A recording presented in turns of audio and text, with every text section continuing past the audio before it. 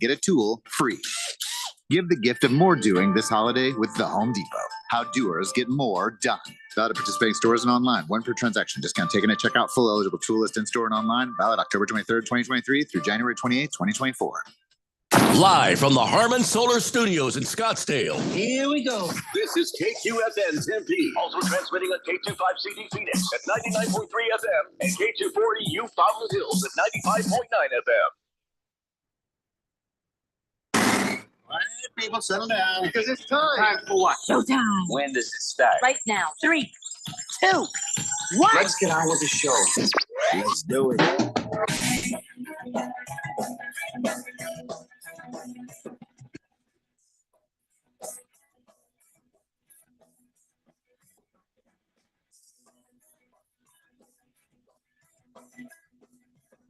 All right, everybody, it's Monday here on the Daily Blender. I'm your good friend, your radio pal, Jeffrey O'Brien, alongside Randy White. Got Keon Rose in the control room, and you guys are on the Fanatic text line, 888-368-1580, as we broadcast live in the Harman Solar Studios in Scottsdale.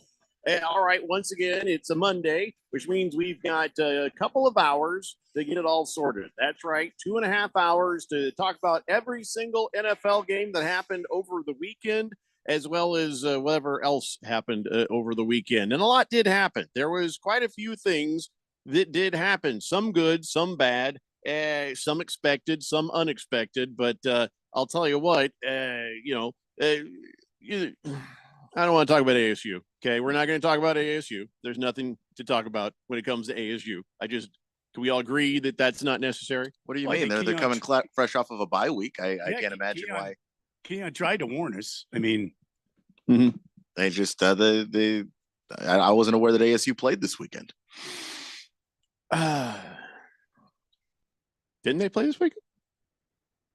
Not that I recall. Okay, works for me.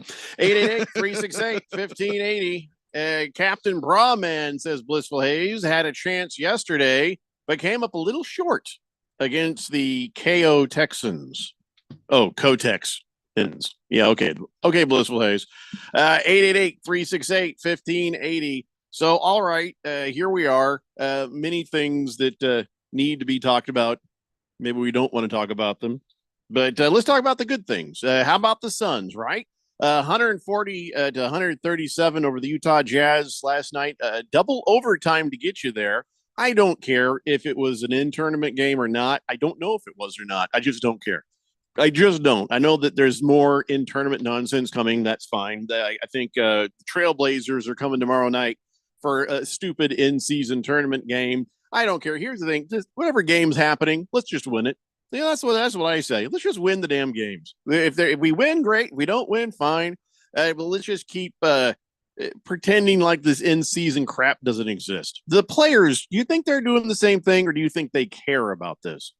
Depends on the player. There are certain players, that are like, hey, look, they are offering you a bit of a bonus if you win and all of that. And look, it's for the guys that are making a ton of money. That's not everything, but for the players who could use it, or who normally don't see that kind of money, I imagine that there's a little bit of motivation there. And then you got guys like LeBron with a massive ego. Do you think LeBron would be happy with himself if he won the first ever in-season tournament? It's not going to be a thing for most of us, but for him, he has a giant ego. I'm sure that he cares. And then you think he's going to cradle the trophy if they win the in-season tournament and cry while he's kissing it? This is a man who was fouled at the end of a regular season game and wound up nearly in tears on the ground. Oh, I absolutely do think he would do that. Yes. Him, yeah. Most normal people probably not. All right. Well, the thing that made last night's win over the Utah Jazz, and in fact that the Phoenix Suns have won 3 straight games, beating the Jazz twice out of that. The thing that makes that nice is that we before we were off air on Friday, we got the news that Bradley Beal wasn't just going to miss that game or the next game, but he was going to be out another 3 weeks with his back injury. So we still aren't even fully formed. We still don't even know what we have as a team. Well, and today I was reading just this afternoon before we got on the air that Bradley Beal will be reassessed after 3 weeks because it's some sort of nerve damage that he has suffered. And so he's going to go 3 weeks of rehabilitation, and then they're going to reassess. So he might be out even longer. Wow. What did we pay for here? What have we done? I mean, you took a swing at a guy that could give you a third player on a team that needed another punch, but this is a new injury. Like I have, because he played for the Wizards and I am a Wizards fan. I've seen Bradley Beal be out with injuries before.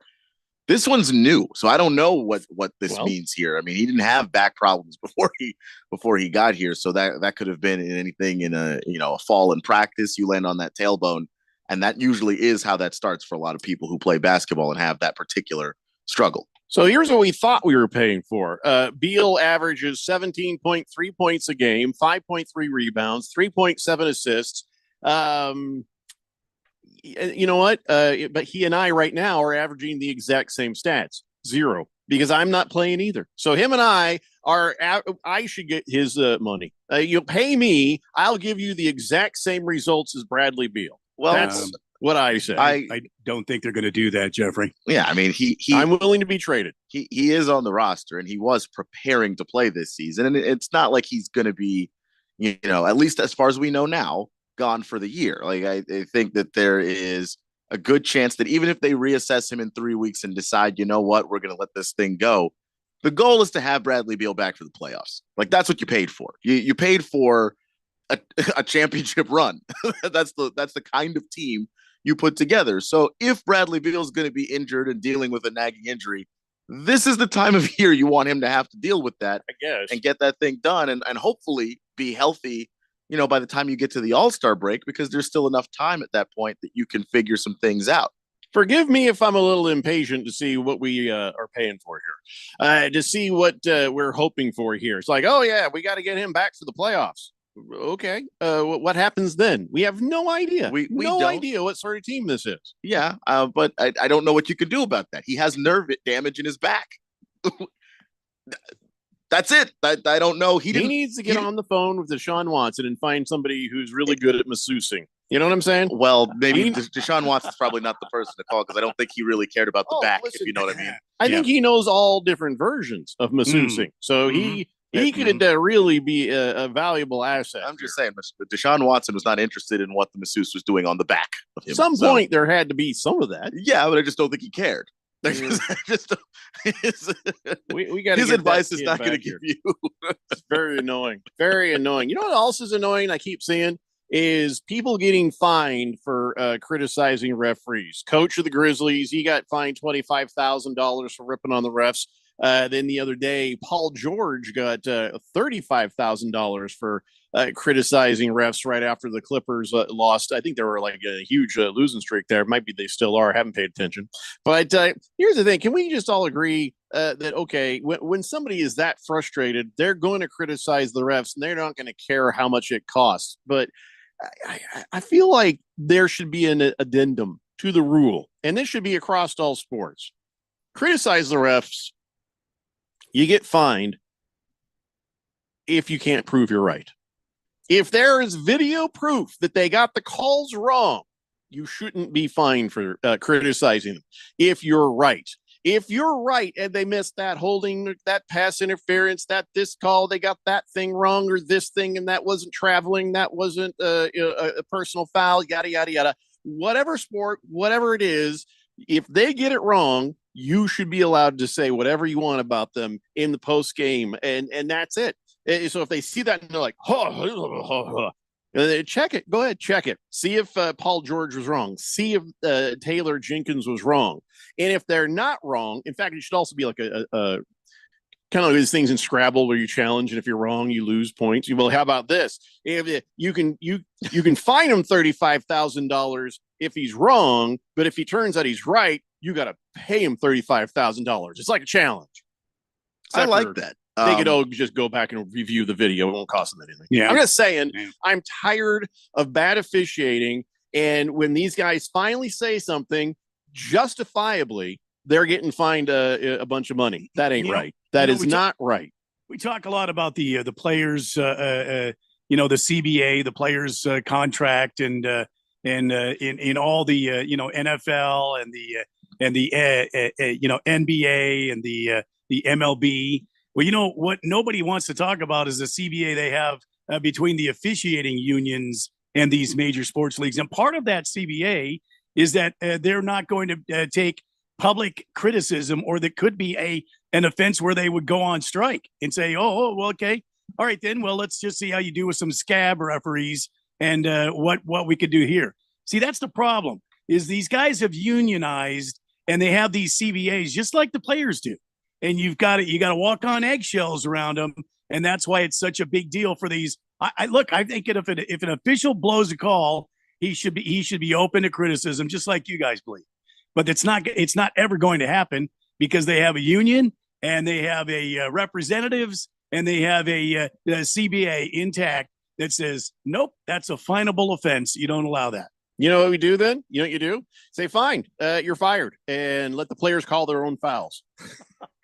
Like on the playground. I mean, if you what? No blood, no foul. I have Yeah, you get some MMA action out there. played enough pickup basketball to know that games would take 6 hours if you let people call their own fouls. I mean, sounded like a good ploy until I realized that really would play into the hands of the refs. It would be untelevisable. Yeah, I mean, it would just be, two guys standing there arguing for 45 minutes. That's a real thing that happened to me on multiple occasions. Mhm. Like, guys do not, if you think you got fouled, you're not backing down from that one. I mean, that we play games to 20 that don't end. There's no way you could do that in the NBA. Well, it was an idea. It turns out a bad one. Fine, but here's the thing. Back to my good idea. I think that everybody can agree that if you criticize the refs and it turns out you're right, they can't fine you, and you can say what you want. That's something they should institute. But the referee union, just like the umpire union, they're not going to let it happen. You're not going to criticize referees. You're not going to challenge their. You can't their tell authority. me there is zero power by the NFL, NBA, Major League Baseball, and you don't really hear this crap happening in hockey much. But that you can't tell me there's so little power now between the sport and the refs that you can't make changes. I just can't believe that. Look, if Angel Hernandez was caught in a hotel room with a bunch of prostitutes, he would still be an umpire the next day. Now, if he was caught in the hotel room with some, abhorrent sort of situation going on, that's the only time that he would be suspended and then have to go before a hearing, and he would have to see if this hearing would allow him to continue, or if he would be removed from the union. You're saying it's the same rules as Hollywood. Don't get caught with a dead woman or a live boy. That is what you're saying. Yeah, it's exactly right. There's no reason they should have this much power. And I'm really beside myself that these giant corporations like the NFL or otherwise ever let it get that way. And the thing is that they hold all the power and all the money. They do. And we see them use it against the players. Like, the players also have a union, and like, we've seen players get squashed out before. The NFL players, compared to just about every other sport, that, relatively speaking, they don't have any power, really. It's just like, oh, yeah, we don't really want to play football on Thursdays. Well, the NFL kind of squeezed them into that. We don't really want to play a 17th game. Well, the NFL kind of squeezed them into that. When you look at what the referees are doing in that same sport, the NFL can't seem to squeeze any of these guys into, I don't know, doing their jobs well. It's very odd. Something could be done. Something has to be done. And I just can't. The only reason it's not getting done is because the leagues are complicit. And that's it. Boy, I don't know about that. And because I think here's why. You want to know why? Let me get all conspiracy theory on you here. Oh, wait, let me get my music. We haven't done this in a while. Let me get the. I'm going to get Fox Mulder on your asses right here and right now. Wait a minute. The truth is out there, and I believe. Oh my God! Oh wait, go ahead, start talking. I'll play it when I find it. Where is it? Reasonable people. Yeah. As we look at the situation that I have just voiced. Oh, I found it. And I have voiced many times before. You have the NFL. You have the referee union, right? Here they are. And it seems like the power of the referee union is more powerful than this multi-billion-dollar conglomerate corporation, whatever you want to call it. And it makes no sense. But then there's always been those little rumors where, yes, the NFL has asked the referees to make certain calls in certain ways to help offense, or to make this happen or that happen. We heard it about the same sort of thing in the NBA, where they're like, hey, we need you to start calling these kinds of calls. Well, if the referees were to make that public, that would make the NFL look bad. And somewhere behind closed doors, the referee said, oh, I guess we could do what you want. But then we could also tell everybody about the times you sent this memo and sent this memo and sent this memo. And we have proof that you guys have colluded for certain teams to not win, for certain quarterbacks to get favor, for certain things to happen, or for certain things to happen in the NBA, all these different things. And everybody's always been like, I feels like these refs are being directed. I bet the refs have the proof. And that is why the leagues don't screw with them, because if you ever truly screwed with them, they would turn around and they would pull your pants down and show everybody the tattoo on your ass. Excuse me? That's going to be a memo that says, Don't hey think guys, that's we need allowed. you to do this. We need you to do that. I don't think It's that would be allowed. it's not literal, Randy. It's not Oh, literal. So, Okay. All right. so that is my conspiracy theory. All right. The unions for the officials in every sport have dirt on the leagues themselves, or else there's no other reason for it. There's no other reason I don't know. why they wouldn't wield their power, more efficiently, and and get what they want out of these, unions and collective bargaining agreements. I have friends and I have family members that are part of unions, various unions, and they have told me terrible stories about these quote unquote union members that still have a job, even though they are completely, totally not capable of or don't want to do their job correctly. Yeah, it's true stories. Yeah, I know. Now the only way they can get fired would be to have some catastrophic event because of their laziness or their lackadaisical attitude, or their lack of understanding on how to do their job. But other than that, I mean, these guys are brought up and they have disciplinary action from the employer to the union, and the union will always back the worker, no matter how terrible they. Case in point, Angel Hernandez. I know. Clearly the worst umpire in baseball, and yet everybody is shaking their head and scratching their head. Why is he still employed? He's so terrible. Because he hasn't done anything stupid. He hasn't done anything catastrophic. He hasn't bet on baseball games. He hasn't been caught, as you say, with a dead woman or a live boy. He hasn't done some catastrophic event that would cost him his job. But see, the unions are separate from the league.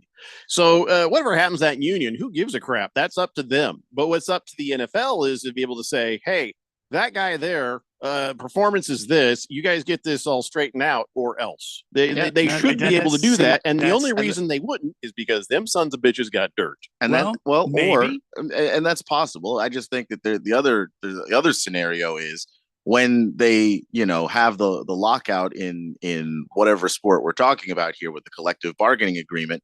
They usually are just waiting the players out. The players usually don't have enough money to hang in there. A lot of these referees and officials do other things other than referee and officiate. So you tell me I can't referee. Okay, I'm not going to be starving. I'll wait.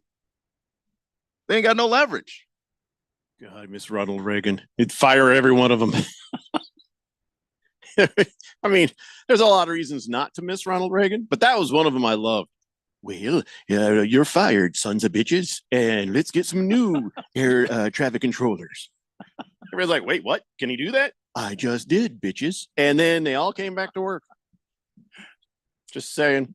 All right, we got to take a break. When we come back, we have more non-NFL sports stuff to talk about that happened over the weekend. But as soon as we're done with that, we will talk about every single NFL game that happened yesterday. It'll be the good, the bad, and the ugly, like always. It's the Daily Blender here on 1580, The Fanatic.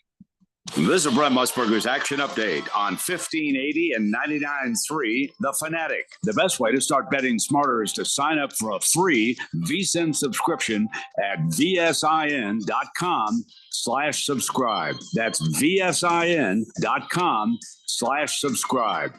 Monday Night Football tonight. It's a Super Bowl rematch as the Kansas City Chiefs taking on the Philadelphia Eagles, the two top teams in the NFL. Eagles with the best record. They are 8-1. Kansas City is at 7-2. The Chiefs a 2.5-point home favorite, -115 against the spread. The Eagles getting 2.5, -105. On the money line, Philadelphia +118. Kansas City -138. The over-under tonight, 45.5. The Chiefs have the second best scoring defense in the NFL. They're only allowing 16 points per game. I'm Tony Desiri with your VSiN Action Update on 1580 and 99.3 The Fanatic.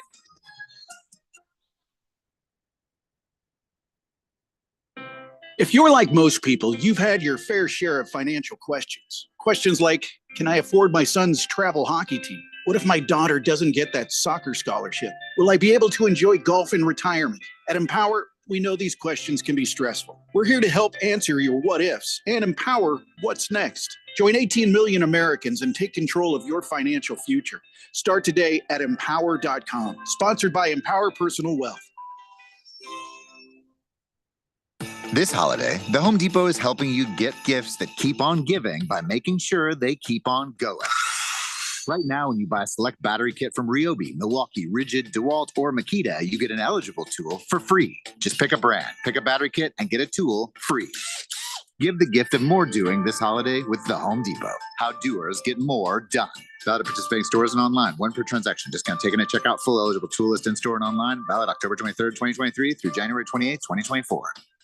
What's up, everybody? Nick Costos here, host of You Better You Bet, reminding you to check out the show. Now, why should you check out You Better You Bet? Because we bring you the most fun. We bring you the most insightful, the most entertaining show in the wagertainment world. From up-to-the-minute breakdowns of backdoor covers, bad beats, and the cheers and tears that come alongside them. Plus, you'll get the best betting analysis anywhere from myself, Ken Barkley, and some of the best minds in the sports wagering world. So tune in weekdays, noon to 3 on Arizona Sports Betting Station, 1580 and 99.3, The Fanatic.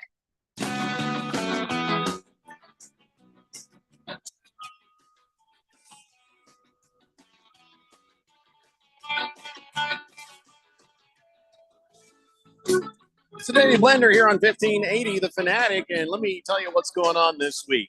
We're on the air today. I don't know if you know that. We are on the air today until 5:30 p.m., and then we got the Eagles and the Chiefs for your Monday Night Football.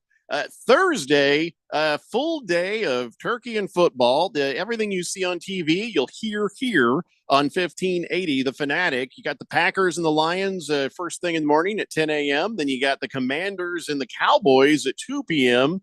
And then, of course, you got the 49ers and the Seahawks for your Thursday Night Football at 6. And yes, Commanders and Cowboys just made Keon make a face like he just smelled a fart, and which he did over the weekend. We'll explain that later. That's the sound of what a fart would smell like. Is that Commanders and Cowboys. Yeah. So Friday, you got, for the first time ever, Black Friday football, Dolphins and Jets. That broadcast starts at 12:30 p.m. And then at 7 p.m. Here on the radio station for high school football, you have the 6A semifinals with your high school game of the week. And then, of course, tomorrow, we got North Dakota State at GCU. And, of course, the Open Division quarterfinal will be over on Money Radio 1510 and 105.3. Sunday, Steelers at Bengals in the morning. And then for Sunday Night Football, Ravens and Chargers. And we'll round this all up Monday, Bears and Vikings at 5:30 p.m. I was just shocked, by the way, shocked to hear the news that the Grand Canyon lost a game. They actually, Gamecocks came in and beat them 75-68 last night. Yeah, they sure did. Nobody told me this. I was, Squid was working the game, and we had corresponded a couple of times, but he didn't even tell me who won. I just assumed that GCU won that little tournament, but I guess the Gamecocks made it happen. This BJ Mack kid was just hitting 3-pointers all over the place. He scored 21 points of his 27 in the second half. So he just, a light switch went on and went crazy. So that I was really just Disappointed to hear that. So anyway, they'll be back in action again on Saturday against North Dakota State. Randy, did you watch the F1 action in Vegas? No. it was in the middle of the night, man. I'm not going to watch that. No. So I don't know who these people are that put this thing together. You know, of course it's Vegas, so you got a lot of celebrities, right?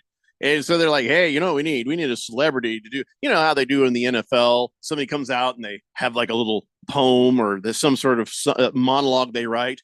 You know, football in this town is just one of those things, you know, and they have sometimes somebody who's trying to push a movie. I think they had Joaquin Phoenix do it for Fox morning show on Sunday or something. Well, because he's doing that Napoleon movie. And so, you know, okay, I guess you go out and get yourself a movie star or something to do a little intro for the F1. Sure. And they did. Sorta. They went and got Jared Leto. Leto? Yeah, I think it's Leto. Jared Leto. And the dude's a weirdo.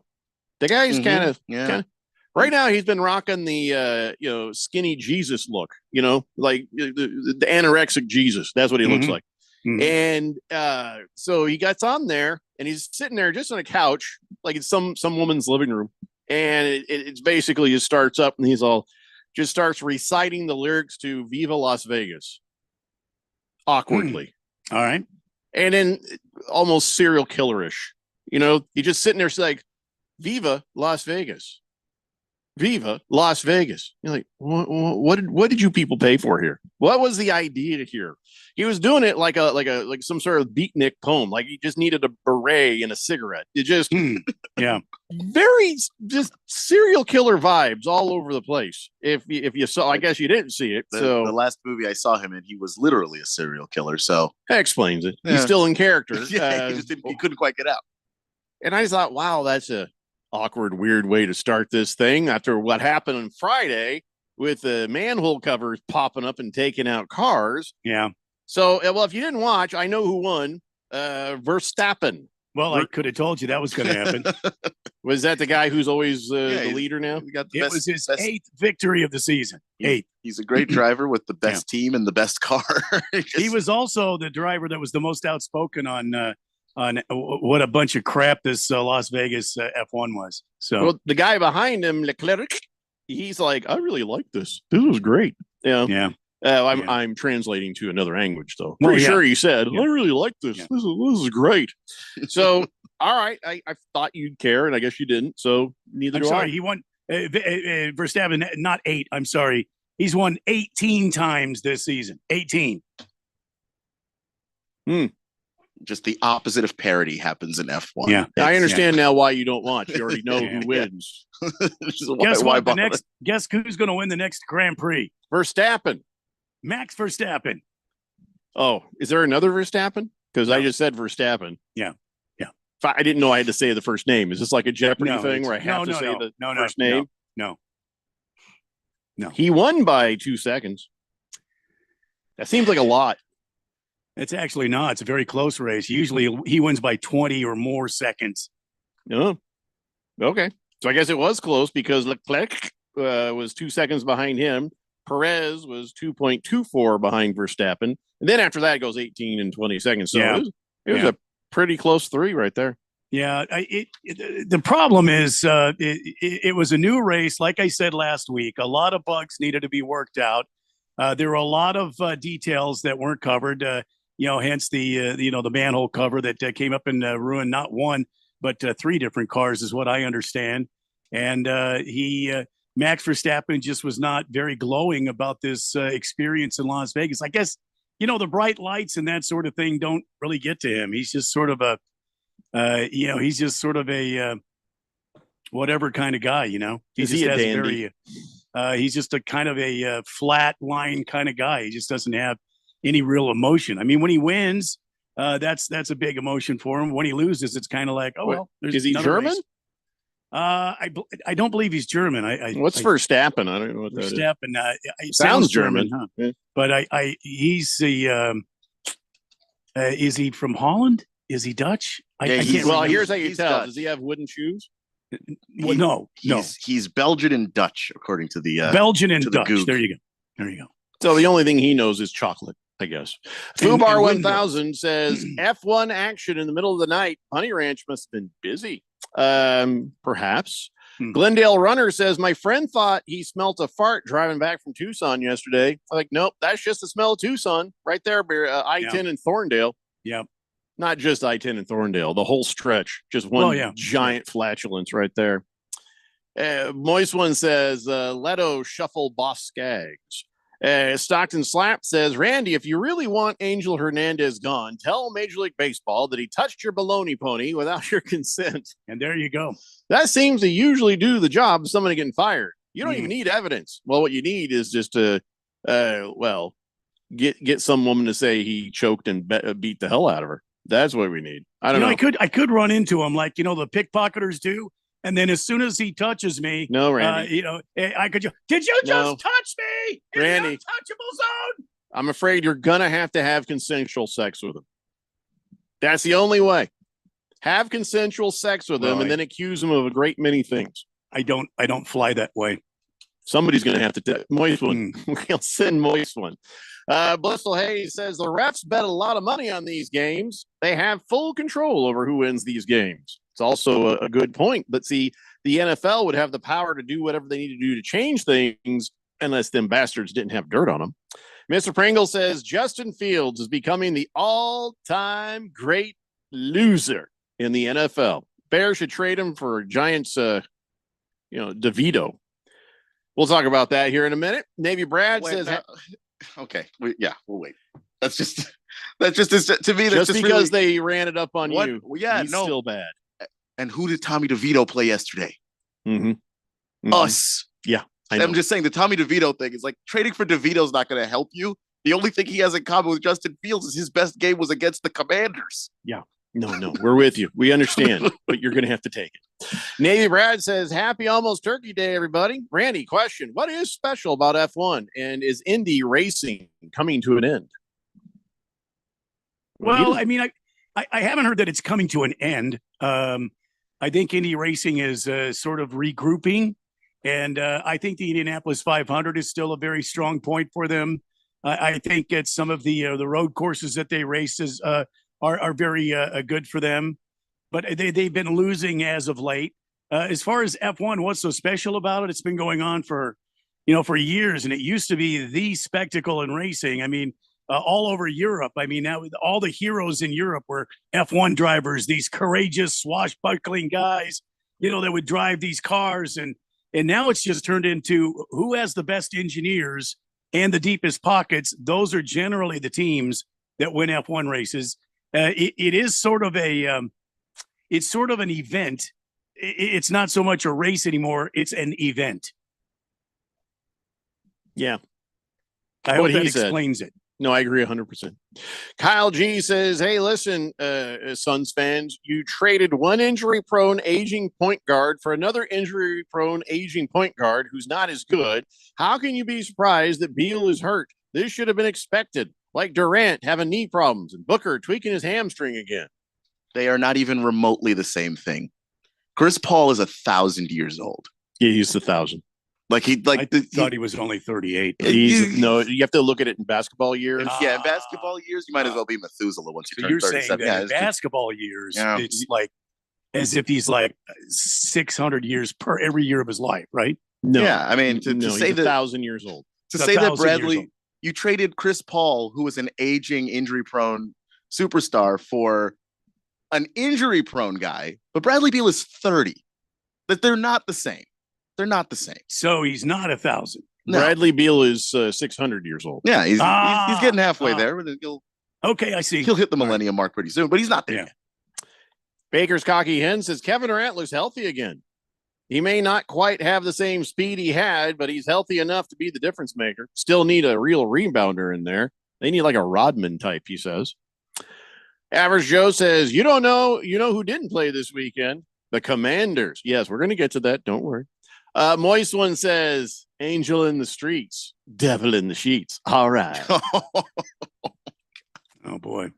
We're going to need pictures that we don't see, but the Major League Just show Baseball it to does. Major League Baseball. Please do not send any of those this direction. Razor Sharp sends in the only text he's been sending for the last couple of months. 8-2 Lions, baby. Okay. Okay. Aren't they 9-2 now? And no, they're not. Lions. The Lions are 8-2. He said. We'll get to that. Hey, so Keon, this hip drop tackle is taking out college players now. Florida State quarterback Jordan Travis, that did not look good, man. A seriously gruesome leg injury there. I guess he left in an ambulance. His leg left in a FedEx truck. So that hip drop is getting your college boys now. Yeah, I mean it's again, like, and it's actually the whole targeting emphasis did start in college, and that was considered an alternative, and it's starting to look like that's not dangerous in the long-term sense, but you are ending careers with it. That's not. When people start to complain, like, "Oh, you're just making this two-hand touch. Leave it alone." This is not what we're talking about. This is a sort of tackle designed to do what this does. I mean, it seems like this is to injure someone. This is not the same as wrapping them up. And, so this is not what they talk about when, things are getting soft. This is because you can career ender, especially tackle. Guys that do the hip drop tackle, where it's just obvious that if you actually hit the guy hard, that would have been safer than doing the hip drop tackle. But the hip drop tackle ends up, it makes it very easy for a defensive player to roll up on somebody in a way that something is going to break. An actual just hard hit, on honest to God, I'm getting to your torso and I am taking you out, would be safer at this point. I don't know. They're going to have to do something about it because we're losing players left and right. So I don't know. Listen, I don't like the idea of wussifying football. I really don't. I don't think it's fair the way the quarterbacks are super protected. But then on the other hand, they're all fragile as hell. We're running out of quarterbacks, man. And, when it comes to taking people's careers out from under them, taking their years out from under them, taking them off the field with what everybody knows is the kind of tackle that will give you an injury.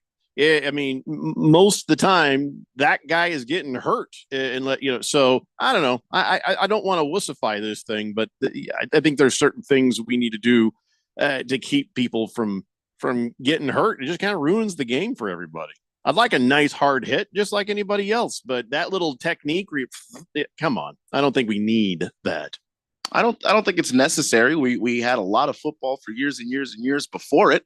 It's not like the hip drop tackle is something that's been happening in the world of football forever. It's especially the amount of times it's being used now. That's a more recent development, and we didn't need it before. We don't need it now. Somebody's going to be mad at me for saying that, though. Blissful Hayes says maybe Bradley Beal hurt his back when he lost that high school kid. Jesus Christ, Blissful Hayes. There's so many things you need to let go. It is your worst joke. It's not. It wasn't funny when you said it, and we are so many months removed. Nobody cares, Blissful Hayes. Please, I'm begging you, find another joke so that we can all actually laugh at something. No, I'm just going to put a note next to it. Pre-read. Because, man, not funny. It's just, do you know how much I will forgive for a joke that's actually funny? I will let some horrible things slide, things that I personally do not agree with, just if it's funny. Blissful Hayes, be funny. I actually did. I had to put next to his name, Blissful Hayes, pre-read, not funny. It's just because it's the same stuff. You just repeat it. It's not anything interesting at all. All right, let's take a break.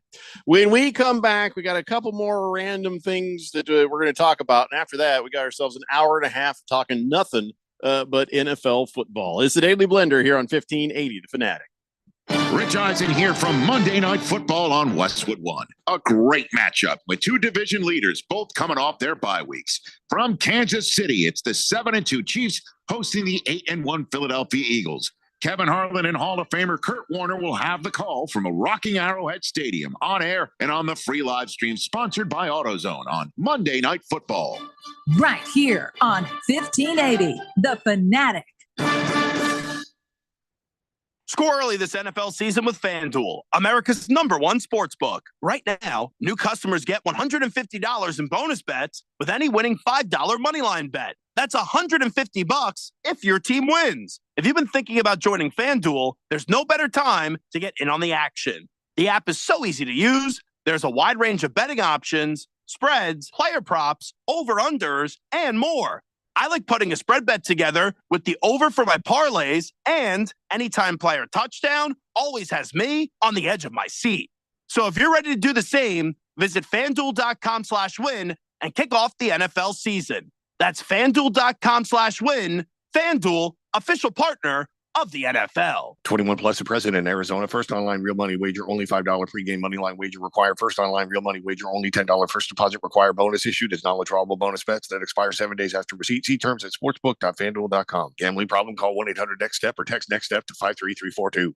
As a mom, comforting my family is what I do best. Vicks Vapor Stick provides soothing, non-medicated Vicks vapors in an easy-to-apply stick, and it dries fast, so there's no mess. I use it to comfort myself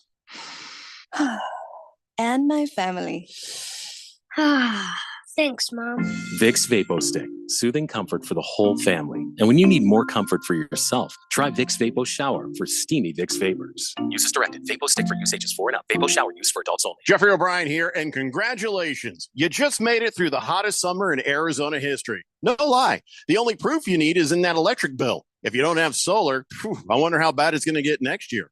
You need to call Harmon Solar today. Harmon Solar could save you over 80% off your electric bills. They're a locally owned, family-owned company. Call Harmon Solar for a free estimate. 800-281-3189. That's 800-281-3189, or go to harmonsolar.com. Hi, folks. Robert Quigley here, America's Independent, Washington, D.C. We're on the road to the White House. Today, it's drug war and foreign government sovereignty. Folks, we must look at the real substantive facts. Fentanyl, heroin, and cocaine precursors all come from the Chinese world to Latin America. We are suffering the modern version of the 1800s opium wars. 100,000 plus Americans die every year from drug overdoses, often tainted with hard drugs. Enemies will not be allowed to hide in civilian clothes. Latin American governments can't or will not control the flow of drugs through their countries.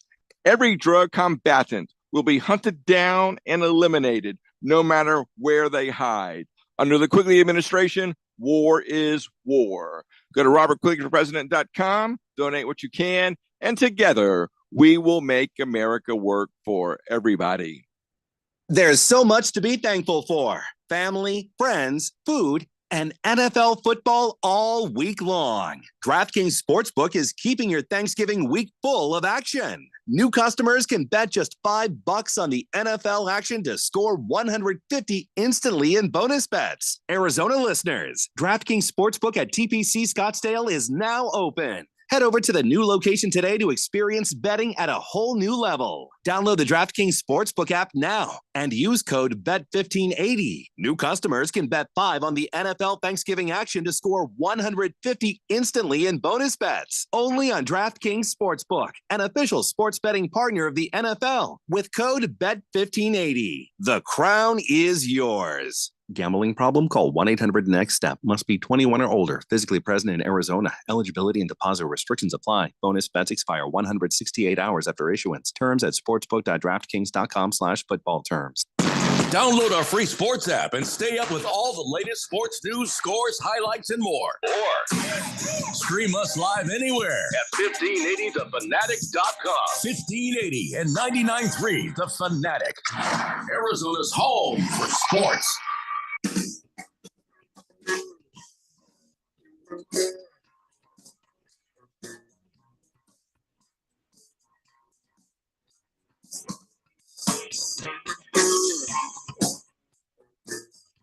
Today's Blender here on 1580, The Fanatic. Oaktown Destroyer, who's presumably going to destroy me in fantasy football this week, I'm pretty close to him right now in points, but he's got Jalen Hurts tonight, and I don't. I got Rashid Rice. So unless something miracle happens, Oaktown Destroyer. Oh no, I'm sorry, that's Thunder I'm playing tonight. I don't know what's going on with Oaktown Destroyer. He's kicking my ass. Oh, it's your ass he's kicking. Yeah. Well, he's starting to crawl back up out of the basement, though, isn't he? And I'm falling down to the depths of the ocean. Nah, you'll right the ship. I ain't worried about it. But here's the joke. He says, here's a joke for you, Keon. Why do Italians not like Jehovah Witnesses? Because Italians don't like any witnesses. It's not bad, Oaktown. Mr. Pringle says, I like that, actually. Wait, didn't we determine that Mr. Pringle and Blissful Hayes were the same people? Or was it Booger Wolf and Mr. Pringle or Blissful? It was Booger Wolf and somebody. He says, well, Blissful Hayes may be into something because Beal hasn't been the same since that teenager kicked his ass. See, I think Pringle and Blissful Hayes are the same person. They might be the same person because I got to start marking stuff like that down so I remember. Yeah, because he and just to comment on it, Bradley Beal when he played was fine. He just has a back injury. Kyle G says, you can't hit a guy low. You can't get him high. You can't even hit him hard. Defenders are using the hip tackle as a last resort to not get a flag. They need to roll back the officiating for things that look bad because it's making the game unsafe. I agree.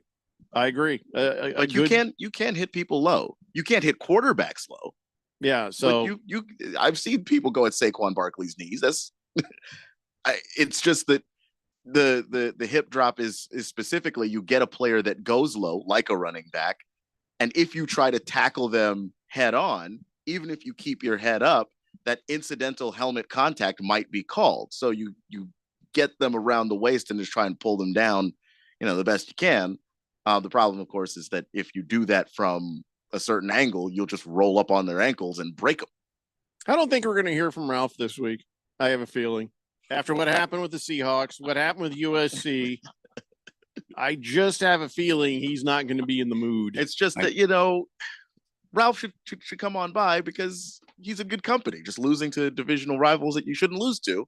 Yeah, it's a thing. It's a theme going on. Caleb Williams, he was just like, I ain't talking to anybody either. After that, he didn't even talk to reporters, and then he probably won't play again, right? So because there's no reason for him to. USC is bowl eligible, but with him going to the NFL, why would he play in that game, right? I mean, there's no reason he should financially. Mid-level bowl game, sure, but I don't know if he will or he won't. Some people have surprised me. I mean, in the past.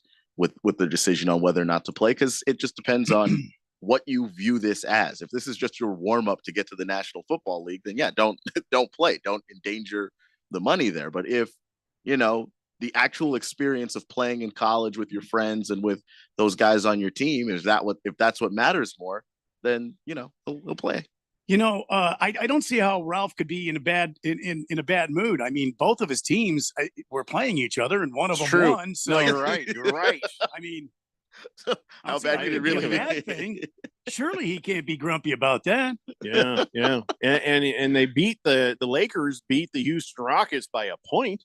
So that's something to be really proud of. They avenged that time that they lost to the Houston Rockets earlier this season. Oh yeah, let's figure it out.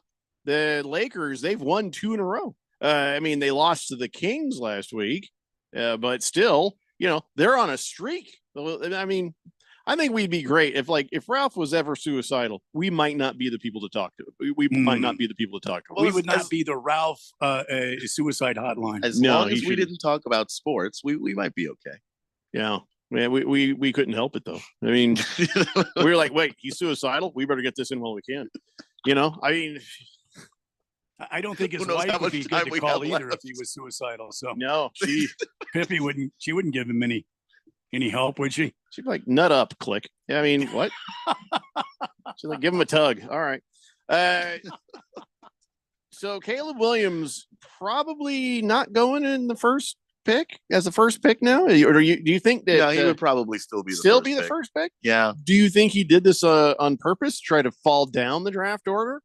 Like, oh, we lost some games. No, I don't want to be on the Bears. No, he is, and I've seen this with other guys in college before, just not to this extreme.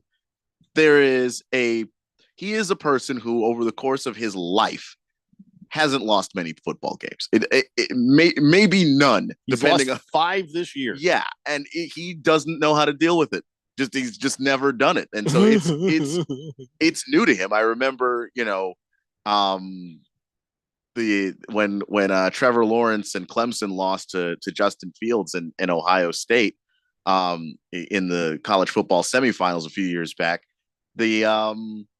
Trevor Lawrence, he did go talk to the media. He didn't, break down, but he took that loss really hard because that was the first loss he'd had since middle school. Like, I don't know how much winning Caleb Williams has done, but the losing is just not something he's used to, and he has no idea how to handle it and navigate that at all. Boo-hoo, Buckaroo. Better get this straight because the real world is coming and money will be on the line. Yeah, and if you're going to be a rookie in the NFL, you'll probably go to a team that sucks. You're going to lose a lot. Yeah, he's going to have to figure it out. Oh, wait, if I wait a year, it'll be another team that sucks. You know what I mean? So, yeah, he's going to have to sort it out. I think right now the Bears have the first pick, if I'm not mistaken, followed by the Cardinals. So, it depends on, I don't know, I guess his opinions on the Bears or the Cardinals. So anyways, I can't waste any time thinking about Caleb Williams. Although I do want to waste a little time on this. I guess last week, Rory McIlroy, they hit the ball, right? And it lands certain places and they got to play it wherever it is, or they have to get a drop, right? You played exactly as it lies, or you get a drop. Well, I think this lady's sitting there going, okay, which way is the which way is the hole? No, not okay. Bad choice of words. Which way is he going to try to hit this ball? Because if the greens are behind her, she's in trouble. If they're the other way, she has a shot at not being injured. What happened is this lady was sitting on the grass, and Rory McIlroy's ball landed right between her legs. On top of her legs, but right between her legs. Which good on her for knowing to have the presence of mind to keep herself right there and not move. Well, yeah, she's a golf fan if she's there, right? So, but yeah, he walked up there. He's like, "Oh, there's my ball." Oh, Jesus Christ!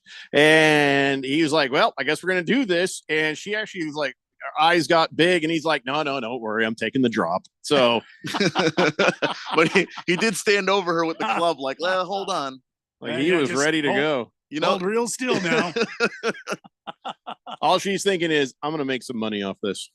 No matter how it goes. Yeah, I am going to sue this Irishman for everything I can think of. It's happening.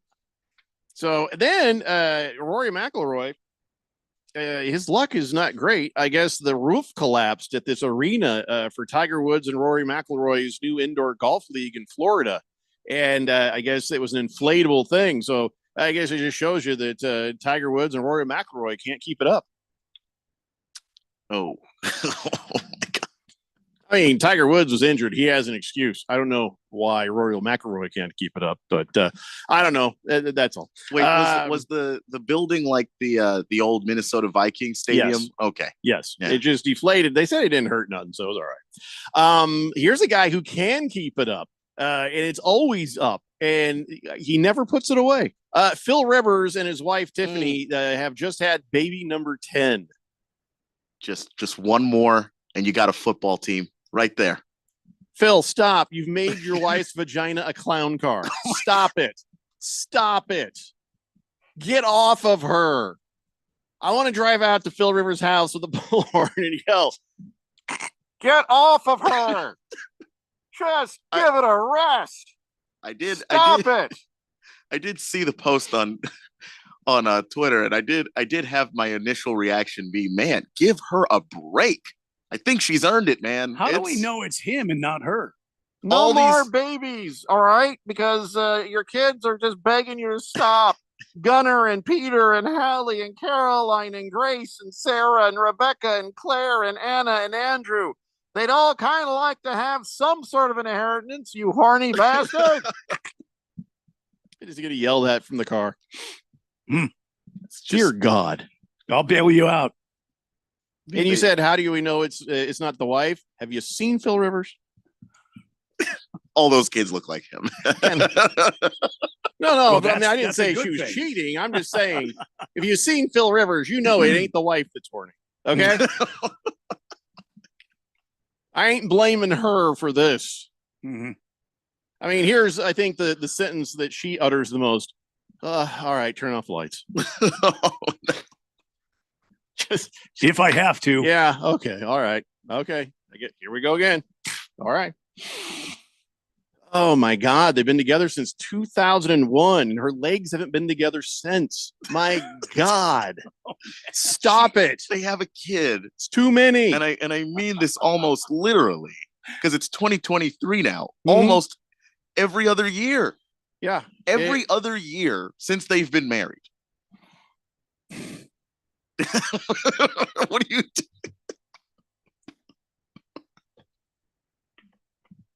Some people don't care if things are tight or not, I guess. 888-368-1580. Chief Skull says, Jeffrey, you get 2 minutes for the Tyra and Rory get it up joke. Yeah, I don't think it reached that level, did it? Was that a penalty level kind of gag? That they can't keep it up? I don't know if that was a penalty level one. If it was. I'd like to evoke my fifth. It was damn close. Yeah, what the hell? Yeah, we're close to the break anyway. It'll just take your 2 minutes then. I think us hosts are probably exempt from that. Swazman says, back in grade school and high school, we had a bunch of Catholic Irish gigantic families. My buddies, the Caldwells, 2 of 14 kids. We were in the same Catholic family with 7. Phil Rivers is Midwestern Catholic, I guess. He's from Texas. Every sperm is sacred. Anyway, dear Lord. It's 2023, Phil. And it's like you don't need 20 children because they're not going to have to survive the plague. Right, reached 8 billion on the planet. And most of them are Phil's. Yes, and it's his fault. Damn you, Phil Rivers. We maybe had a couple more years left before overpopulation was a serious issue, but no, now you had to retire and get bored, I guess. All right, enough of this. We come back. We were going to talk about every single NFL game from yesterday. It's the Daily Blender here on 1580, The Fanatic. With Liberty Mutual, you can customize and save hundreds on your car insurance. But what to buy with those savings?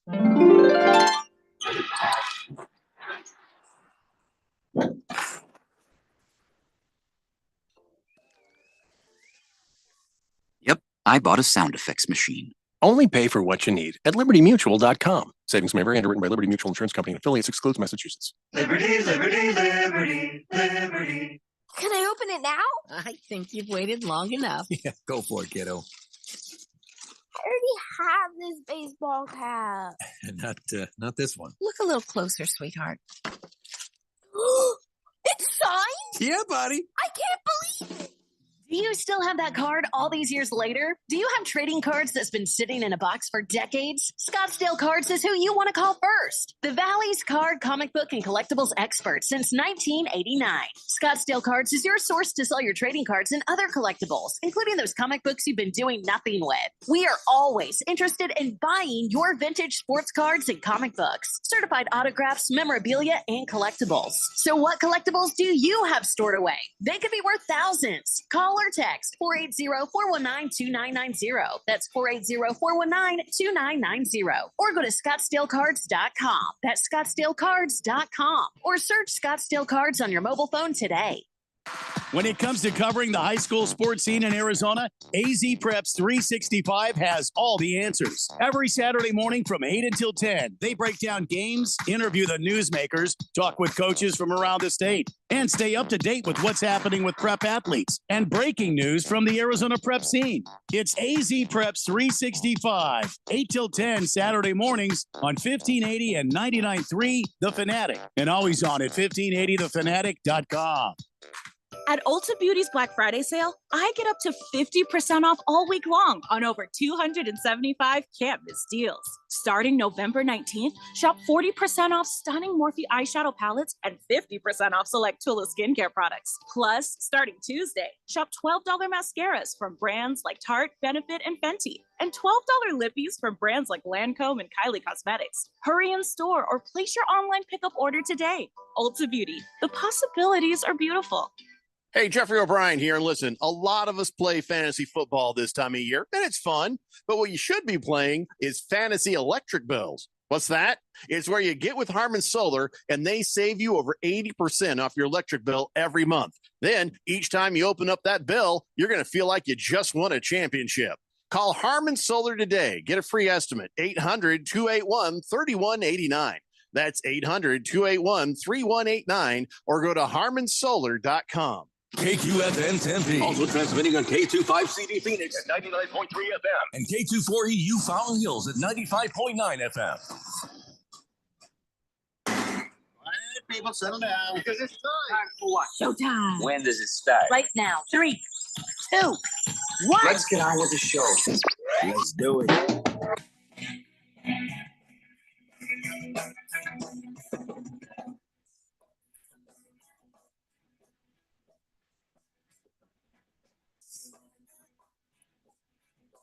Hi, everybody. It's 4 o'clock here on the Daily Blender. I'm your good friend, radio pal, Jeffrey O'Brien, alongside Randy White. Got Keon Rhodes in the control room, and you guys are on the Fanatic text line, 888-368-1580. Just another face in the crowd says, oh, no, I just guessed Randy's whistle was broken. You know, I'm Tom Brady. Okay? I'm gonna get all the calls. So if I want to do a joke like that, ain't no flag being thrown on me, pal. Beer Bob says, holy bass on that Arizona Preps ad, Randy. Felt like you recorded that in the club. Oh, really? Oh, you must be listening to one of the FMs there, cranking the bass on. I thought he was talking. I thought he was talking about fish when I first started reading Beer Bob's thing. So I said, holy bass. He really meant holy bass on that Arizona Preps Holy ad. bass. A little bit of the thump on there, or you just got your radio set that way, Beer Bob. You know, listen, I'm modern. I think I've said on this show before, I'm up and hip and chic and trendy all at the same time. I mean, I talk the talk. Kids around me feel comfortable because I talk their language, and I listen to their music, and I know their terminology. Really? What is some of that terminology? I think we've talked about that before. For shizzle, that's 20 years old, but all right. It's not 20. That's current vernacular. I mean, just ask Keon. Sure, that's about 20. I'm on fleek all the dang time. All the about time. 8 years old right there. Yo, Jack. Oh, that's as old as I am. What are you talking about? Yo and Jack are very old. For shizzy. Okay. Yeah, no, you're hip.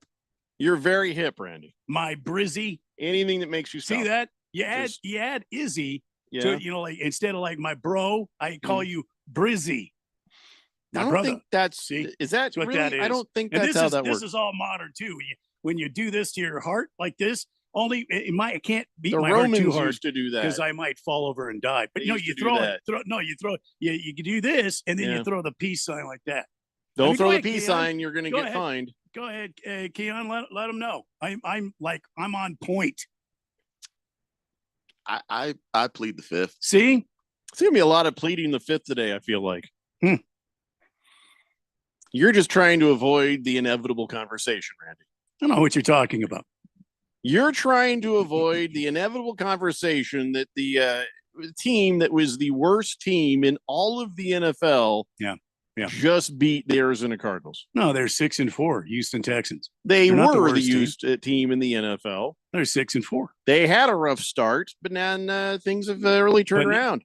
Now they're 6-4. And listen, by the way, I was just 20 points off of my prediction. By the way, Really? and in the first quarter we were leading. By the way, what was your prediction? I don't remember.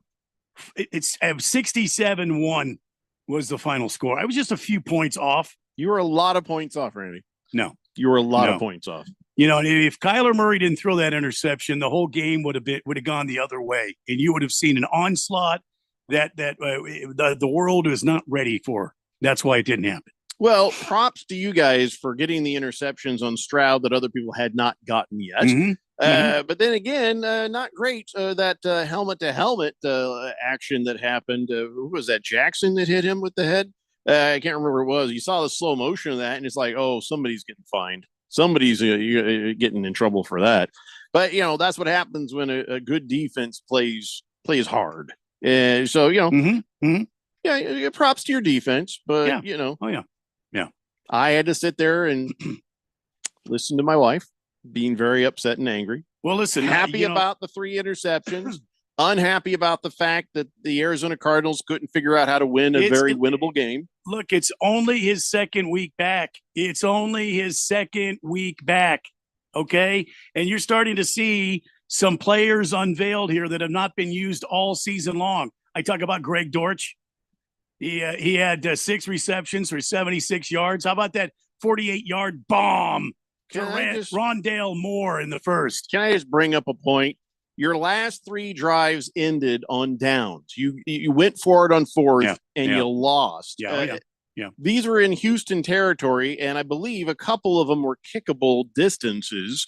You got a good kicker with a strong leg. Let's say you made 2 of those field goals. That's 6 points. You would have won 22-21 had you taken those kicks rather than turned it over on downs. Well, that's what you get with a rookie, head coach. He's learned now. And he's more interested in spitting. He spits all the damn time. And a rookie offensive coordinator as you well. You got rookies, in the coaching staff there. They learned a valuable lesson. And hey, listen, who's to say Kyler didn't call that? Who's to say Kyler did not say, let's go for it? It could be on Kyler too. Oh yeah, I can blame Kyler. Just, you can't see downfield.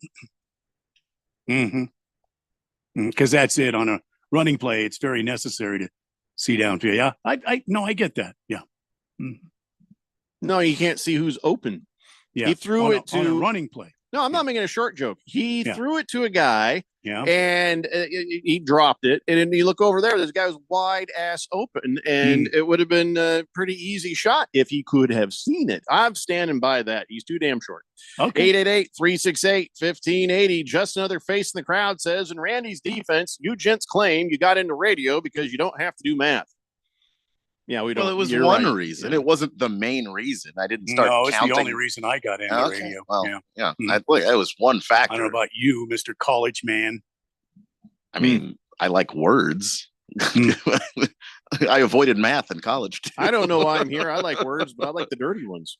Random texter says, if you ask me, I think yesterday's game was a perfect showcase for little Kyler. He threw a nice long bomb for a touchdown. He ran one in for a touchdown, but yet Arizona still got the loss. And the turnover on downs, those were not his fault.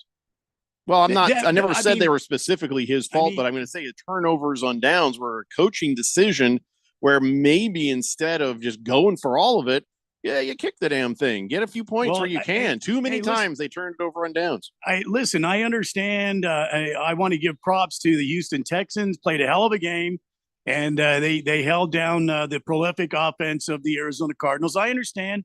The fans out there being frustrated, but who's to say that Kyler didn't make the call? Who's to say he did not make the call? I mean, usually the player wouldn't, not on 4th. No, I understand that, but how many times have we seen quarterbacks go, let's go for it, and then you see that's why they always do that. This is about a coach. No, Yeah. the coordinator and the coach need to make the final determination. And if they're getting influenced by Kyler, it's their fault again.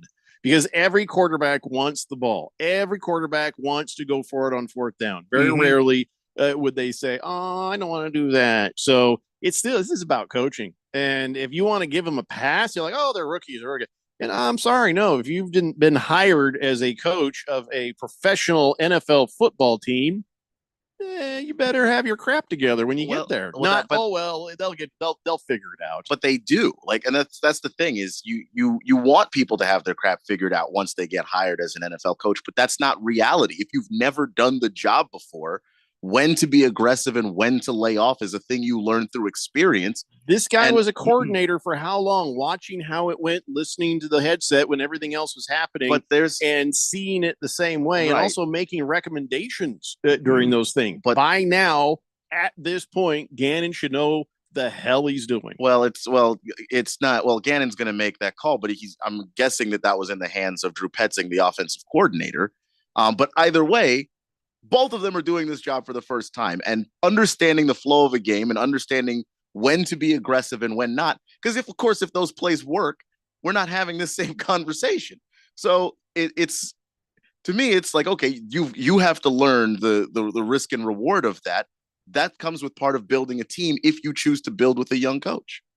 Flappy Mac says, "Hey guys, lay off Randy. The wife and I are hip, and we think he's the bee's knees, Daddy-O." And there you go. See that? I cross all age boundaries. All of them. Well, then I think the one that Flappy Max is 105. And by the way, Daddy-O, wow, you guys are missing the point here. JJ Watt at halftime tweeted out that the NRG Stadium shouldn't have an empty seat in the house, especially when the Cardinals are in town. He called out the Houston fan base. Why? I don't understand that. I mean, shouldn't have an empty seat in the house. They don't believe in the Texans anymore. I mean, I don't understand why that matters. No, they should though. The team is legitimately a good team. They're not ready for that yet. They're not used to the Texans doing well. They have to continue to have a good record to fill that place. I'm not going to lie to you. I have family in Houston. They have talked about how they wanted a team to be good for a long time. Well, here it is, and you may not have been used to it by week 3. We are 10 weeks into this season. Why is the place empty? And because paid attendance was 70,247, the lowest of the season so far. Jesus, for the how many Texans. people can you get in that place? Well, it holds 72,220. That's a lot of people. Yeah. So I don't know what the call out there is for, but they've got a team worth rooting shouldn't be for. an empty seat in the house. JJ Watt is a great player. Maybe he's just not smart enough to realize when he looks on the TV and sees a couple of empty seats that maybe somebody went to get some hot dogs. Could be. That Just could saying. be. Yeah. Chief Skull says Gannon should learn from last night's field goal fest from Denver. Yeah, you know what? If you can't get there, get what you can because it all adds up in the end. All right, well, I guess enough about the Arizona Cardinals. Who you guys play next? I don't know who you play next. Next week, I think we play the Rams. I'd have to look. Okay. Yep. That's Think we possible play. win if you maybe. I don't know. We play the Kind of. sheep next week. Yeah, play Did you the see Rams what Aaron here. Donald did to Yeah, I did. Geno Smith. Geno Smith. Yeah, fair enough. I mean, good for Aaron Donald and good for Geno Smith for toughing it out and trying to get back in there. I mean, we'll talk about that here in a little bit. Oh, I know. Right now, something Keon does not want to talk about.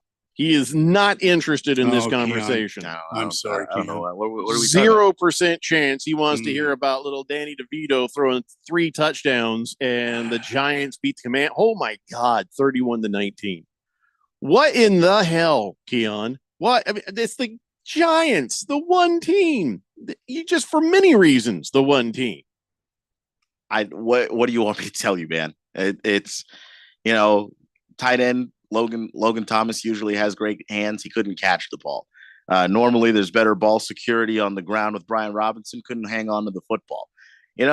Sam Howell's been doing a better job taking care of the football in recent weeks. 3 interceptions. They had 3 6 fumbles. turnovers. I mean, it's an absurd game. And of course, they had 9 sacks, but the secondary is awful. DeVito had, I believe, 68 total yards passing last week against Dallas, the whole game. He hit 68 yards with like 6 minutes to go in the second quarter and just kept on throwing the football because he should have, because they were horrible. Keon, let's face it. I mean, your defense is nowhere near Dallas's defense. They're Randy, hit and miss. Actually, they're last.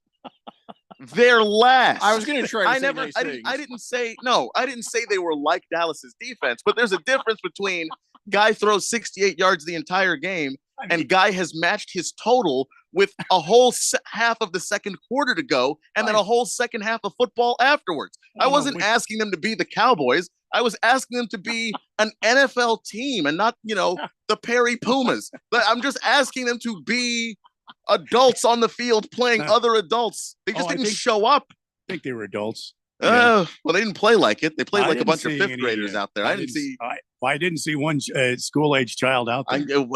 I didn't see one school-age child out there, but I did see a bunch of guys running around in the secondary like they were school-age children. They weren't playing defense. I know that. Boy, I think it's pretty bad that you expect your defense to be like Dallas. I just expected them to not be last. The connection of things and the direction of things is actually amusing because you just played the Giants, right? And the Giants put a hurt on the Commandos, blew you out. And now you guys are going to go play the Cowboys, who twice blew out the Giants. Oh, no. Now you're going to do it on a short turnaround. On Thanksgiving. Yeah. Everyone will be watching. That's going to be background noise for some family eating turkey while the team from DC is just brutally murdered on national television. I think they shouldn't even, the FCC shouldn't allow that game to be put on TV. I mean, it is. We've never seen a team get 200 points before. We might. Oh Dak might throw for 70 touchdowns in a game. Just new records will be created everywhere. I said on October 5th, and everybody said I was overreacting. I am done with Ron Rivera. When they lost to the Bears on Thursday Night Football, I get it. And everyone's like, oh, bad games happen. And I was like, that's not prepared.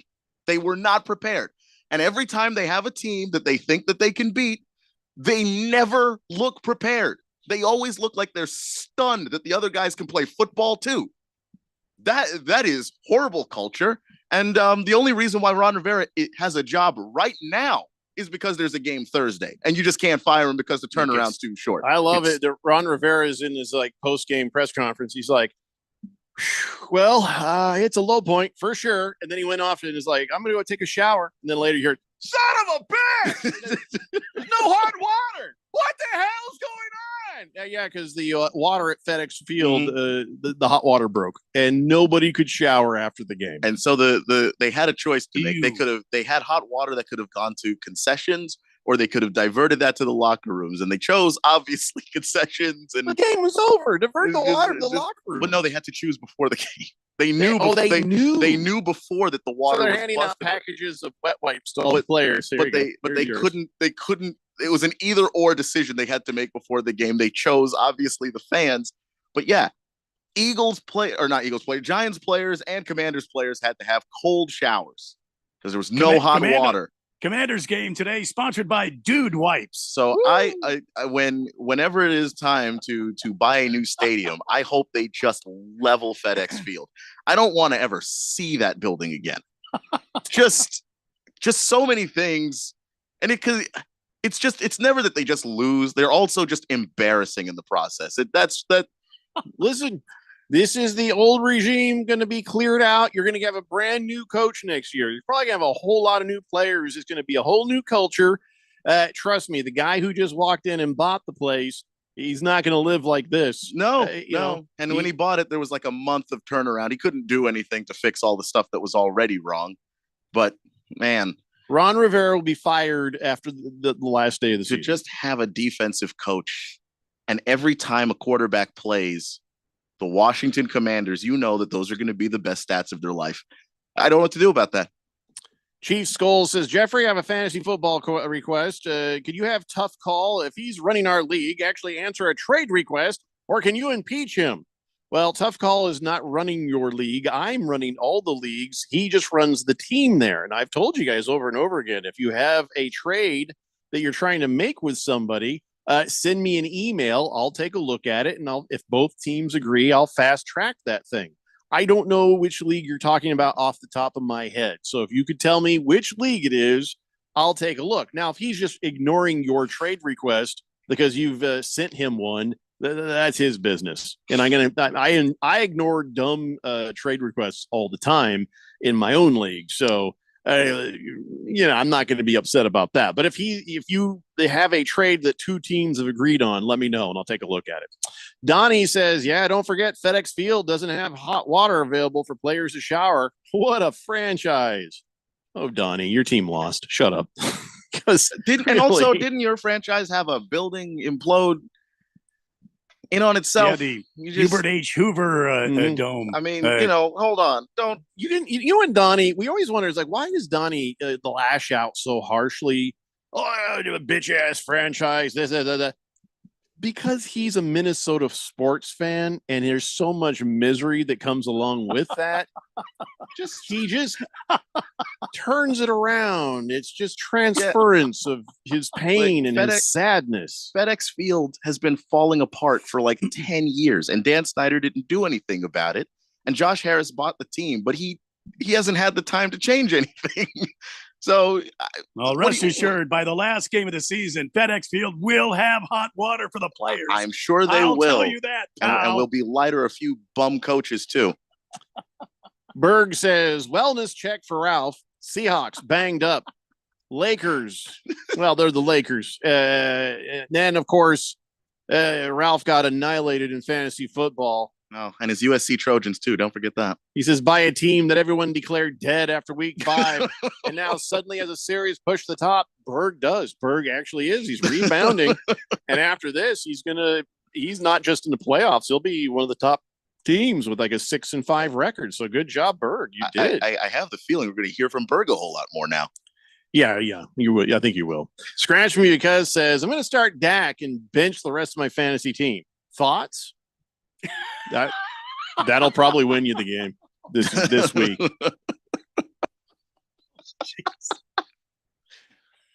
What if you could convince somebody to just do a quarterback duel? Just bench everybody but the quarterbacks. Oh, I like with guns and everything. No. 40 paces. No, just your starting quarterback versus my starting quarterback for all the marbles. Yeah, I was gonna make an interception joke, but no. Bad Fish says it takes one to know one, Donnie. Swazman says, remember, Magic Johnson is part owner of the Washington Redskins. It's Commanders, Swazman. And so he's also a pretty successful businessman. I know they'll turn things around. Magic tweets, the thing that Magic always does where he just points out very obvious things. But it's the things that he seems to focus on that's pretty telling about who might have a job and how long. I don't think Magic is happy either. Just another face in the crowd says, yeah, I can't figure out why Donnie talks smack about other football teams when his teams lost all of their Super Bowls. I think that's why. Yeah, I think that's why. It's an insecurity, I don't want to play dollar store therapist, but I'm pretty sure I'm right. All right, let's take a break. We'll come back. We got a lot more games to talk about from this weekend. It's the Daily Blender here on 1580 The Fanatic. Here from Monday Night Football on Westwood One, we have a marquee matchup for Week 11 when Patrick Mahomes and the 7-2 Super Bowl champion Kansas City Chiefs take on Jalen Hurts and the 8-1 Philadelphia Eagles. Join me and Hall of Fame quarterback Kurt Warner at Arrowhead Stadium for all the action. The Eagles at the Chiefs on Monday Night Football. Right here on 1580 The Fanatic. Score early this NFL season with FanDuel, America's #1 sports book. Right now, new customers get $150 in bonus bets with any winning $5 moneyline bet. That's $150 if your team wins. If you've been thinking about joining FanDuel, there's no better time to get in on the action. The app is so easy to use. There's a wide range of betting options, spreads, player props, over-unders, and more. I like putting a spread bet together with the over for my parlays, and anytime player touchdown always has me on the edge of my seat. So if you're ready to do the same, visit FanDuel.com/win and kick off the NFL season. That's FanDuel.com/win. FanDuel, official partner of the NFL. 21 plus and present in Arizona. First online real money wager, only $5 pregame money line wager required. First online real money wager, only $10 first deposit required. Bonus issued is non-withdrawable bonus bets that expire 7 days after receipt. See terms at sportsbook.fanduel.com. Gambling problem? Call 1-800-NEXT-STEP or text NEXT STEP to 53342. Black Friday is now a game day. The Dolphins take on the Jets in the first ever Black Friday NFL game. Stream for free only on Prime. Black Friday football. Dolphins versus Jets. Coverage begins this Friday at 1:30 p.m. Eastern. Only on Prime. Restrictions apply. See Amazon.com/watch Black Friday football for details. For the latest from the world of golf, tune in every Saturday morning from 6 to 8 for the Golf Shop Radio Show, presented by PlayGolfMyrtleBeach.com, the golf capital of the world. Hosts Mark Greenhelch and Matt Blanchard talk golf from tee to green and everything in between. If you like golf, you're going to love Golf Shop Radio. Before you tee up, drop on in. Welcome to the Golf Shop here on 1580 and 99.3 The Fanatic. Hey, what's up, everybody? Ken Barkley here, reminding you to check out You Better You Bet. Why, you ask? Well, because we bring the fun, the insight, and all the wagertainment you need. Plus, hopefully, we win a couple bets along the way. From up-to-the-minute breakdowns of backdoor covers, bad beats, and the cheers and tears that come with them, obviously. Plus, betting analysis from some of the best minds in the sports wagering world. Join myself and Nick Costos and tune into You Better You Bet. Weekdays from noon to 3 on Arizona's sports betting station 1580 and 99.3 The Fanatic.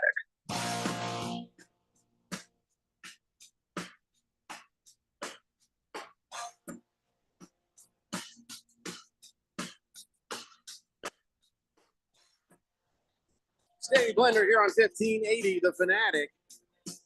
All right, so I turned on my TV on Sunday morning to watch all the football games, and I'm watching. Here's my thing. I wake up a little earlier than I wish I would, so I'll turn on the NFL Network, and there's Rich Eisen and Kurt Warner and Michael Irvin and yada yada yada. Those guys are all sitting there, and that's all good fun. And then usually, as soon as there's something over on Fox, I'll go watch that. And the first show for Fox with Carissa Thompson and those guys, it's okay. It ain't as good as the guys at 10. But it's all right. I'll tune that in. Well, this time I was like, ooh, I want to see what happens here. So I tune it in and think, well, maybe Carissa Thompson will answer or say something to all the scandal that has come out since she has revealed that when she was a sideline reporter, she would make stuff up. And, if she couldn't get a coach to talk to her or tell her stuff, she would just make things up. And she was bragging about it. And she did it a couple of different times on a podcast. And so I watched, and she said nothing about it. Never came up once. So I was like, all right. So I guess that's going to be the way this goes. We're not going to learn anything here. But then Erin Andrews, her spokesperson, came out and I was like, wait, what? Why would she have a spokesperson? She's a sideline reporter. Why does she's Erin Andrews. I'll tell you what, though, she has turned it into something because she's got a clothing line that works along with the NFL. You could get her stuff through the NFL stores, the Erin Andrews collection, whatever that is. Right. I have no idea why. I don't know what. All I know is that there's stuff there that she's making money off of. So, well, props to her for that. But she's a sideline reporter. Why does she need a spokesperson? Isn't she a spokesperson? You know what I'm saying? From the sideline, she can't spokesperson herself. Well, I'm very confused by this. This is how you handle things when you just aren't sure whether or not you might step in it. The spokesperson will know what to avoid legally, what to avoid in a number of different ways that even if you are a person who speaks for a living, your personality is going to probably show up at some point, and maybe that's not the best thing for this particular situation where everybody now knows you're a liar. So Erin Andrews, it turns out, was in the conversation the last time Carissa Thompson talked. Remember, she said, I've said this before. I haven't been fired for saying it. Well, the time she said it before was in a podcast with Erin Andrews. And, they're sitting there talking, and Carissa Thompson says, oh, coach, what adjustments are you going to make at halftime? And the coach says, well, that's a great perfume you're wearing. And so she was like, oh, this isn't going to work. So I just made up a report. And then Erin Andrews said, I've done that too for a coach that I didn't want to throw under the bus because he was telling me all the wrong stuff. It's like, oh my God. So now Erin Andrews has admitted doing the exact same thing. If you didn't want to throw him under the bus, you could just not say what he said. You didn't have to make up things for him to say. That's so the PR guy comes out and says, for her entire career, Erin Andrews has worked very closely with coaches, players, and PR staff to ensure accuracy in her reporting. She took information from earlier meetings with coaches to include in her reports, and that when she was on the air, she was always clear about where her information comes from. So basically saying, she didn't make stuff up. The If stuff she said, he told me going into or coming out of the locker room, X, Y, and Z, it doesn't matter if on a previous occasion he said something smarter and less stupid.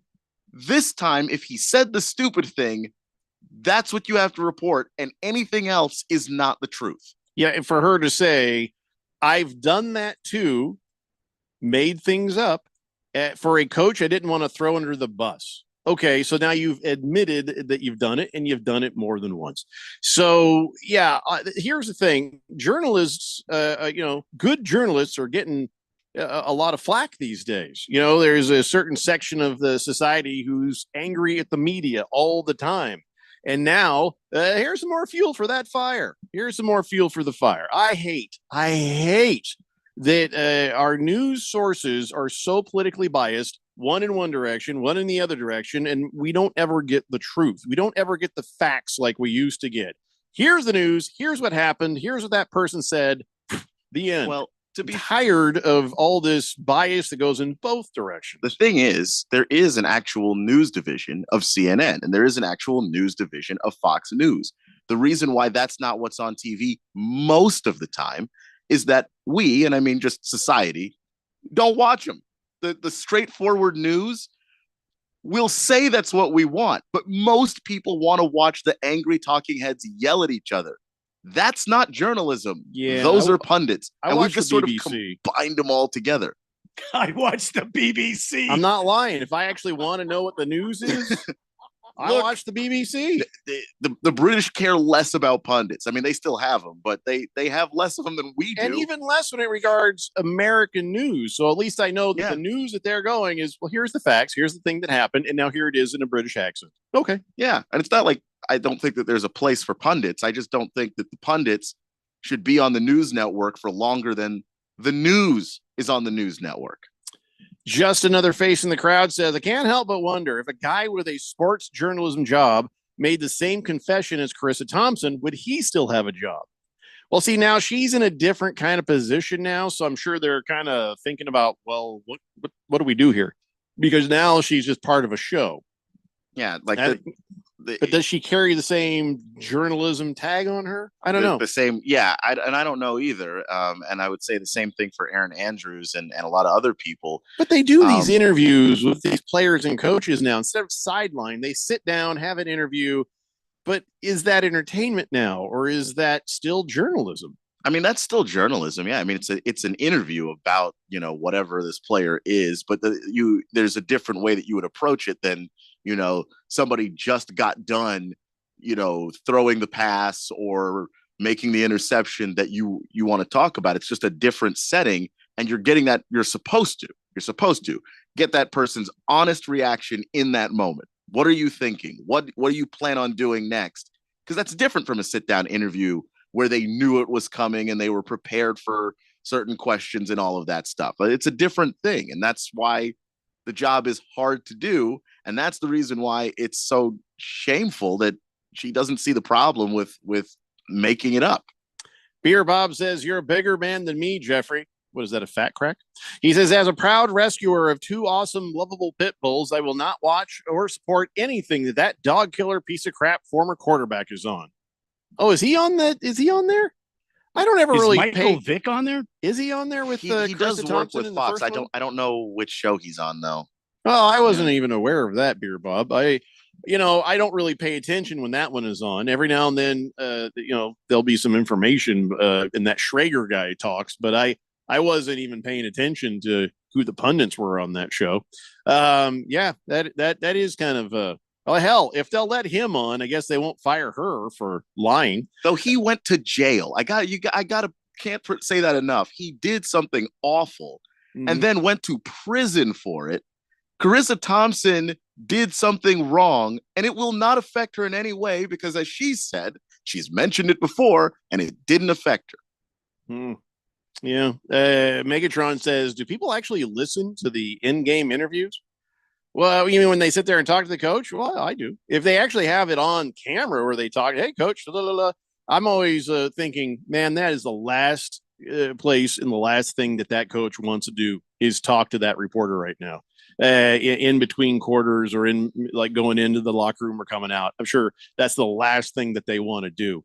But when you hear the gal jump up and say, well, the coach said this, well, I listen to it. I care about what they have to say. And, a lot of the times I really do care about what they have to say when it regards an injury. Somebody's like, yeah, it turns out. So I went down there and they said this about this guy's ankle. And you're like, man. So no, I listen and I actually expect that they're not making things up. That is, I think it is bad. I think it is something that she should, she's lost all credibility. Now Erin Andrews' credibility has been dinged as well, admitting that she has done that. And now I understand somebody's being a sexist and you're like, hey, coach, I want to ask you about the way the defense. He's like, ooh, you look real pretty today. And it's like, great. Now I got to deal with this. That is something that she should not have to deal with.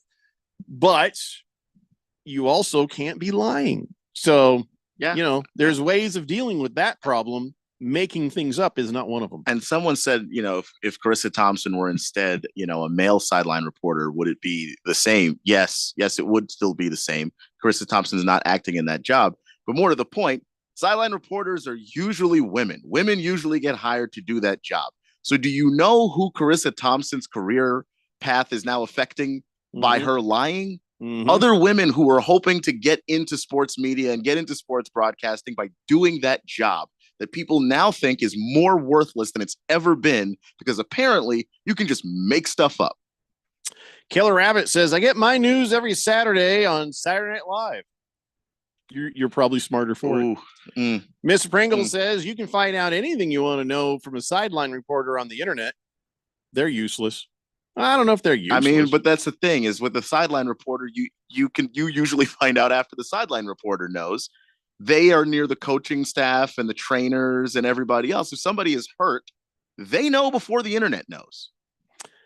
Scratch Me Because says the Eagles have the brotherly shove on 4th and short. I suggest the Cards implement the Kyler pulse. After the snap, Kyler holds onto the ball and the backfield catapults Kyler over the line of scrimmage. First down every time. Can you do that? I don't think you are allowed to pick another player up and throw him. No, you can't because they do it in bars every now and then. Not as much as they used to. You can't advance another. You can't advance another player by lifting them off the ground. Show me in the rules where it says you can't. All right. You show me in the rules where it says you can't, and I'm like, all right, I'll let it go. But until then, I think this is an amazing play. And if it's not the Cardinals, any team, you find the smallest guy, hand him the ball, and there he goes. See, I have a better idea. What's that? I just thought of this, Jeffrey. Another opportunity for us to make $1 million. You ready? I'm listening. Catapult cleats. Spring-loaded cleats that you can fire. And Kyler would just drop back 2 steps and then engage this catapult in his shoes. And then the cleats would shoot him forward and over the line of scrimmage. So that's a great idea, except for one problem. What if they went off accidentally as he's walking down the tunnel and then right into the just concrete ceiling and then his head is squished? There'd be like a fail safe. Yeah, you'd have to have some sort of safety switch. Yeah, it'd be like a fail safe, and it's only engaged when you're on the field, and it's it's 3rd and short or 2nd and short or 4th and short, and then you take the safety off, sort of like a weapon. You take the safety off when you're ready to use it. I feel like the NFL is not going to allow you to have explosive shoes, but I think there might be a chance you could grab another player and throw them. I feel like if you had to choose between the two, the one without the exploding shoes should be acceptable. What about the spring-loaded? What about spring-loaded instead of rockets? What? It's like the safety mechanism would have. I mean, and even then, I don't think they'll allow that. Damn, another idea just simply shot to the ground. Well, we'll have to investigate. Don't give up just yet. Don't give up just yet. Catapult cleats. I'm calling Nike during the break. And I think we should call up the NFL to get them to do the Kyler Pulse. I think that's an amazing play idea by Scratch Me Because. Tiowa says, fire Brandon Staley. Nothing else is needed. Well, we're not there yet, but I figured you'd be along saying that soon. I think I'm going to agree with you on that one. Fubar 1000 says, hey, Jeffrey, let's ask Ralph to change the NFL pick'em to picking the losing teams for the season. Keon, looks like we're going to be 1-1 this season. I'm sorry, I missed that. I did too. I understand. Who's we? Why Fubar 1000? How are you going to be 1-1 this season? I am so confused by that. Did you guys have a bet? I don't recall, and I was looking up this thing on the rules there, so I Oh, Killer Rabbit with a good idea. He says, hey, Cardinals hire Carrie Strug and throw her over the line. Oh, yeah. Gymnasts. Just every team will have a gymnast. And you just grab her and you chuck her as hard as you can. I don't think you could, maybe different phrasing. What? You grab her and chuck her. Yeah. I'm by the arms, Randy. I didn't mean okay. All right. I'm just making. I wasn't talking Trump style there. Remember the last time. Yep. Random texter says, Jeffrey, if you're allowed to pick up a guy and throw him, then why do they call it football and not throw the guy with the ball? They should barely call it football as it is. Chief Skull says, I just had an ultrasound on my heart, so hope my doctor doesn't lie to me. Hope my doctor isn't Carissa Thompson. Well, your doctor is a doctor, not a journalist. Beer Bob says, so Randy, are you suggesting go-go gadget legs or shoes? There it is. It is. It's go-go gadget shoes. Yeah. Shoes. Yeah. Yeah. I like the idea, but I feel like the minute you use them, the NFL is going to stop that fun. Just another face in the crowd says, could it be possible a lot of sideline reporters have done what Carissa Thompson did, but weren't smart enough? They were smart enough not to admit it. Maybe. Yeah. But I mean, if the problem is the coaches are hitting on them rather than actually talking to them, then somebody should report that. But the thing is, they're trying to build trust with these coaches. So if you report them, it's a slippery slope, the whole damn thing. But it's just if the coach gives you something either because he's being an awful person or because he's just legitimately bad at his job or whatever, and you don't want to make him look bad because then you'll never be able to talk to him again, you do have to find somebody else to give you a report. It's just not going to come from the coach. 888-368-1580. Let's take a break. We'll come back, and we got to get right back to talking about all these damn NFL games. We're running late now. It's the Daily Blender here on 1580, The Fanatic.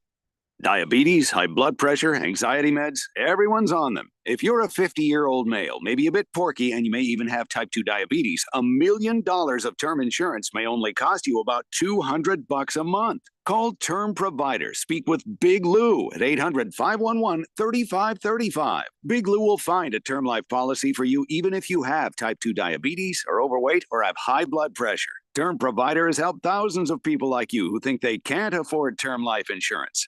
To buy $1 million of affordable term life for you, all you need to do is call Big Lou at 800-511-3535.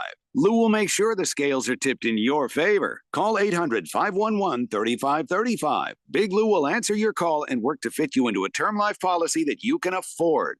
Remember, Big Lou's like you. He's on meds too. Call 800-511-3535. 800-511-3535 or biglou.com. And now Martha Stewart for Skechers. When I make a dish or embark on a craft project, I always use the finest, most fabulous ingredients and materials. Which is why, when it comes to footwear, I love Skechers. Because Skechers is the comfort technology company and uses the most luxurious, innovative materials and designs to make wondrously comfortable footwear with all the fits and features like Arch Fit and Skechers' world-famous air-cooled memory foam. It's exactly the way I'd make shoes. Find Skechers at a Skechers store, Skechers.com, or wherever stylish footwear is sold.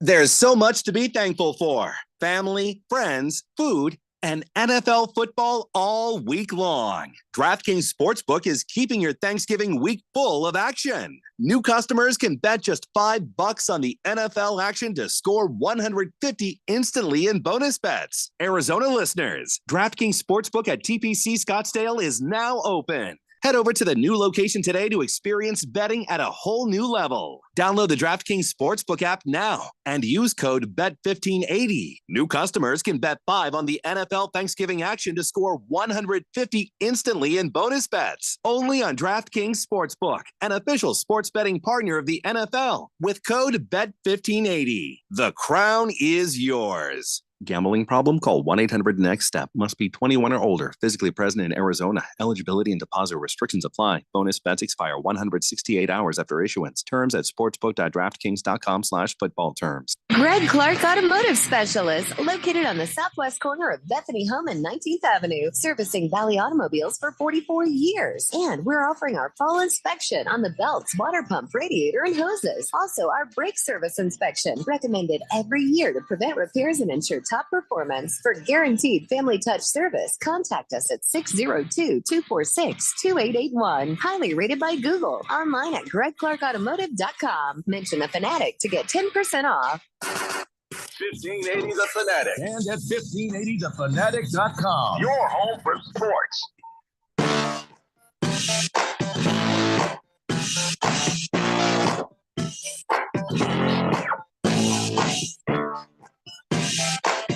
Dave Blender here on 1580 The Fanatic. And I thought for just a couple of different times that Jimmy Johnson was going to have to fight off Jerry Jones trying to make out with him. Did you see them on that show there where Jerry Jones and Jimmy Johnson show up on the screen and they're best of friends again? Did you know that? And Jerry Jones tells Jimmy Johnson, I'm going to put you in the Ring of Honor. And they talk about the past. And I swear to God, Jerry Jones did look like he was about to open mouth Tom Brady style kiss one of his sons, put his lips on Jimmy Johnson. I thought for sure that was about to happen. That Jerry Jones never looked so happy and giddy. It was creepy as hell, but he was like, man, find yourself a woman that looks at you the way Jerry Jones was looking at Jimmy Johnson yesterday. I don't know where this came from, but I don't know. But man, it was legit. The joy on Jerry Jones's face, because they had been estranged from each other for a good long time, and now everything is all forgiven and they're best of buddies. And Jimmy Johnson's going to go into the Cowgirls Ring of Honor on December 30th. So, that's nice when two creepy old bastards can. Fix things. There's hope for all of us. If Jimmy Johnson and Jerry Jones can patch things up, this little scuffle in the Middle East should be over in days. I don't think that's how that works. I also think that Jerry Jones is, closer to the end of his life than the beginning. And when was the last time his team was really any good? Jimmy Johnson was there. Yeah, and one of the things he did mention in that conversation was he was picking Jimmy Johnson's brain. Like, hey, what do you think of this? What do you think of that? Megatron says, hey, the Kyler Polt, helping the runner, also called assisting the runner and aiding the runner, is a penalty that occurs when an offensive player pulls or carries the ball carrier in order to gain additional yards. Keon, you said you found the actual ruling on that. Is that correct? Is that what it is? Yeah, that is correct. I'll read the whole thing because it's specific there. Yes. But according to Rule 12, Section 1, Article 4 of the NFL Rulebook, no offensive player may pull a runner in any direction at any time using interlocking interference by grasping a teammate or by using his hands or arms to encircle the body of a teammate. Circle. Okay. I got it. Okay, so the dwarf toss won't work. No, that move won't work because with the arm you're pulling as you throw. But you can also achieve a similar effect. Okay, so based on the rules that you have explained, Keon. Now the tush push is legal. Two guys get in behind and push. But what if the trajectory was more vertical than horizontal? Meaning, instead of pushing him into the mess, they push him over the mess. A couple guys go and push him like that, like a shot put. That could work, and that would be legal. Now, pushing, if it's legal for across this way, it's legal in an upward trajectory. What about this? I just came up with this great idea. The play will be called the launch pad. Okay. Mm-hmm. Yeah. What he does is he's in the shotgun formation. Yeah. And there's a full backfield. There's a running back on either side. And what happens is he gets the ball hiked to him and then jumps up, and they put their hands kind of like this, like the cheerleaders do, and they throw him like that. They're not putting their and that'd be they throw a push him over the thing. They're right. pushing him, and he's right. like, oh, so if they're backwards and he puts his foot in their hand and they push, that's basically a push. Yes. Yeah. Then that could work. Or you get a couple players to arrange their bodies like stairs, and he takes a running start up over and runs across the top of these people's bodies over the pile. I like that idea too. Keon, is that against the law to run over the top of people? You can't do that. Who says? They don't rule a guy down because he's on top of another player and he's rolling over him. Why can't you run across the top of him? Well, show me where you can't run across the top of a guy. Reason why incidental contact wouldn't be pass Show me where you can't run across the top of. Get Gene Sterator's ass on the phone. I guarantee you can run across the top of some guys. You have some special cleats just for that play where there's no cleats, so you're not hurting the guy you're running across the top of. They're like ballet slippers, or basketball shoes. That'd be more manly. I don't know. I just kind of picture Kyler in some ballet slippers. It's right over the top. Yeah, well, Keon's looking for the ruling on whether you can run across the top of a guy. Just another face in the crowd says, "Shot put a midget." That's what I'm saying. Kyler gonna cry, says lacrosse guy. Terrible sportsmanship at the end of the game. Keep losing. Let's get a new quarterback. What are you talking about? What happened at the end of the game with Kyler Murray? I didn't see anything with him. I don't know. Oh, lacrosse guy, give me some information. I didn't see the total end of that. Baker's Cocky Hen says, can we Spartan style surround the quarterback and just move forward super slowly and take all 15 minutes off the clock on the way to the end zone? Oh, I see you're saying phalanx is what you're looking for, but it has to be a loose phalanx. So the guy is untouched in the middle and everybody just keeps fighting off whoever tries to get in there and grab him. That is an interesting concept. So the play, there might be an issue with setting up the play because how many people would you have to have on the line? I mean, if everybody could collapse and fall back and nobody gets through the line, that's a possibility. So basically 10 guys in a circle around the quarterback, and then you start to move up the field, protecting that quarterback. Man, I'd like to see somebody try that, or just even try it as like a description, just to show it. Remember on Peyton Manning's thing, they went out to a football field and they tried a bunch of new different kinds of ways of doing plays and stuff just to see how it would work. Maybe they should do that. They should workshop this idea. Baker's Cocky Hens. Lacrosse guy says, yeah, he was pouting on the bench. Stroud had to go find him and shake hands. No kidding. Wow. Not surprised. Not surprised at all. T-Licious says Carissa Thompson is about as likable as Ralph because she's a Seahawks fan too. keeping the focus on things that are truly important. Pringle says Kyler was quoted in his post-game presser that the Cardinals had no optimism moving forward. Now there's some great leadership. Wow. Chief Skull says, I know ninjas in those old movies, well, they'd fly and hang in the air for a long time.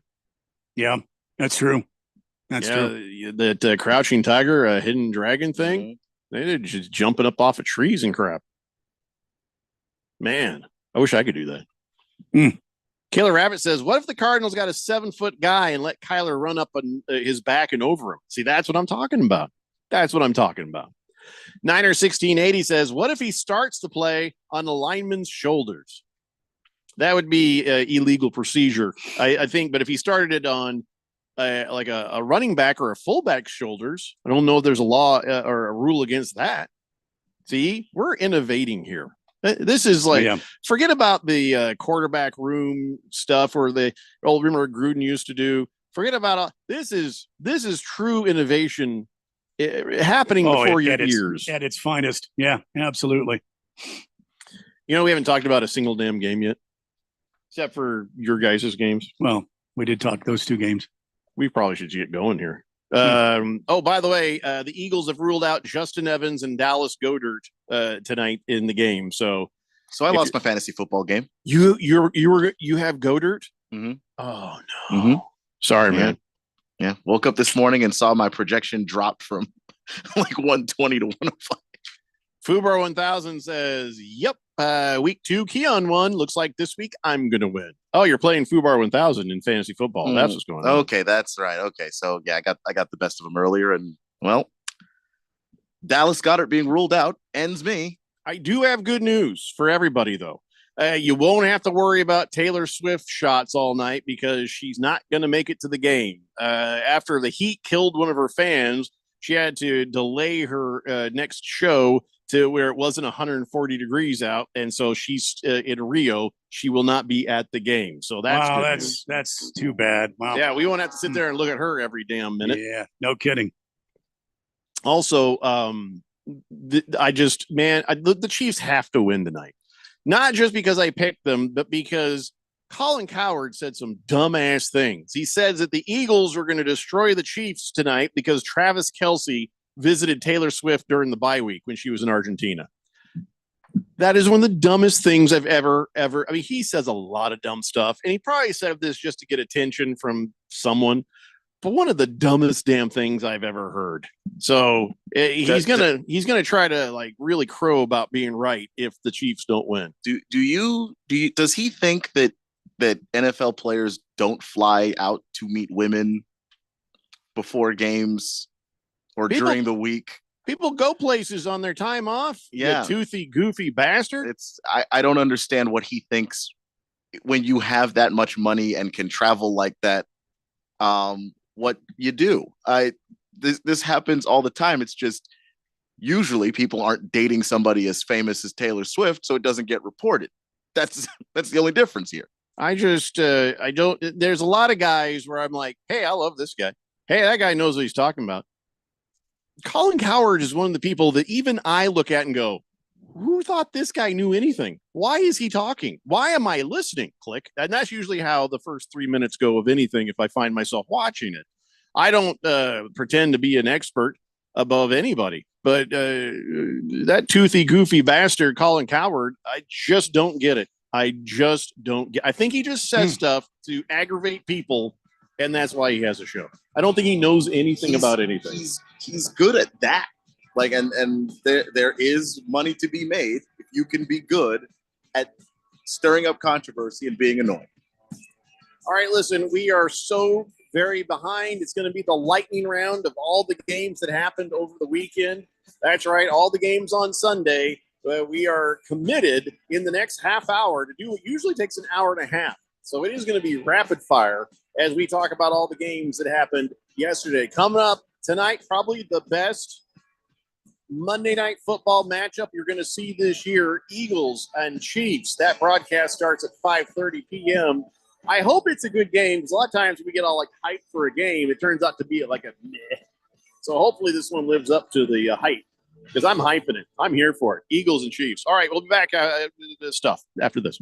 Amazon's got the best deals on Black Friday. Oh, the best deals are on Cyber Monday. Friday comes first when it comes to saving. Monday's worth the wait for what you've been craving. Deals so good it'll feel like stealing. Real cool message, could you make it less appealing? What's with the beef? You can get that too. Why don't you call us? What's triggering you? Whichever day you're shopping on, you'll save a bunch at Amazon. Black Friday, Cyber Monday too. Hi, folks. Robert Quigley here, America's Independent, Washington, D.C. We're on the road to the White House. Today, we're going to talk about the economy and national debt. How do we build the sustainable economy? We're going to recreate the national cottage industry. We're going to reshore as many production jobs as possible from Asia. We're going to tweak the SBA to improve business ownership by the millions. We're going to tweak the FHA to improve home ownership by the tens of millions. Goal is a large increase in self-sustainable families. And the national debt front, government accounting is not John and Mary accounting. The government makes the money. John and Mary must earn the money. New debt pays for old debt. Inflation erodes the value of debt. There are no real answers along this road of analysis. The real answer in terms of the national debt is the balance between the cash and credit available on the one hand versus the amount of goods and services available to be bought and sold on the other hand. Maintaining that balance is key. Go to my website, robertquigleyforpresident.com. Donate what you can. Together, we make America work for everybody. Paid for and approved by Robert Quigley for president. If you are an IT professional looking for an opportunity with great benefits, the freedom to creatively solve problems in a career with great growth potential and a team environment, look no further than Affinity Technology. Serving the Valley since 1992, Affinity Technology is looking for a level 1 tech to develop and deliver excellent solutions and outstanding customer service. Visit atechaz.com/jobs and get started with your future today. That's atechaz.com/jobs. Hey everybody, it's Mark Asher back to tell you about my great friends over at the Lund Mortgage Team. For years, I've been telling you about refinancing, new home loans, all the great stuff that the Lund Mortgage Team can help you with from start to finish. Now, things have gotten a little crazy, right? The rates were bouncing all over the place. Now they're officially higher than they've been in a long time. And now more than ever, I think it's important to have a mortgage professional that has been there, done that. Any Yahoo can sell you a mortgage when it's 2.75%. Those people are going away. The real professionals are the ones that are staying in business and helping their clients through this kind of tough time out there as far as mortgage rates are concerned. Those people are the Lund Mortgage Team. Matt Oliver, Lisa Lund, they've owned this team for a long time, over 2 decades in the Valley. They are the best in the business, and they will walk you through the process, whether it's refinancing now or probably more importantly, a new home loan. Let them do all the heavy lifting for you. Call today, 623-875-9940. That's 623-875-9940. or online, lundmortgage.com. KQFN Tempe. Also transmitting on K25CD Phoenix at 99.3 FM. And K240U Fountain Hills at 95.9 FM. It's time for the third hour. All right, people, settle down because it's time. For what? Showtime. When does it start? Right now. 3, 2, 1. Let's get on with the show. Let's do it.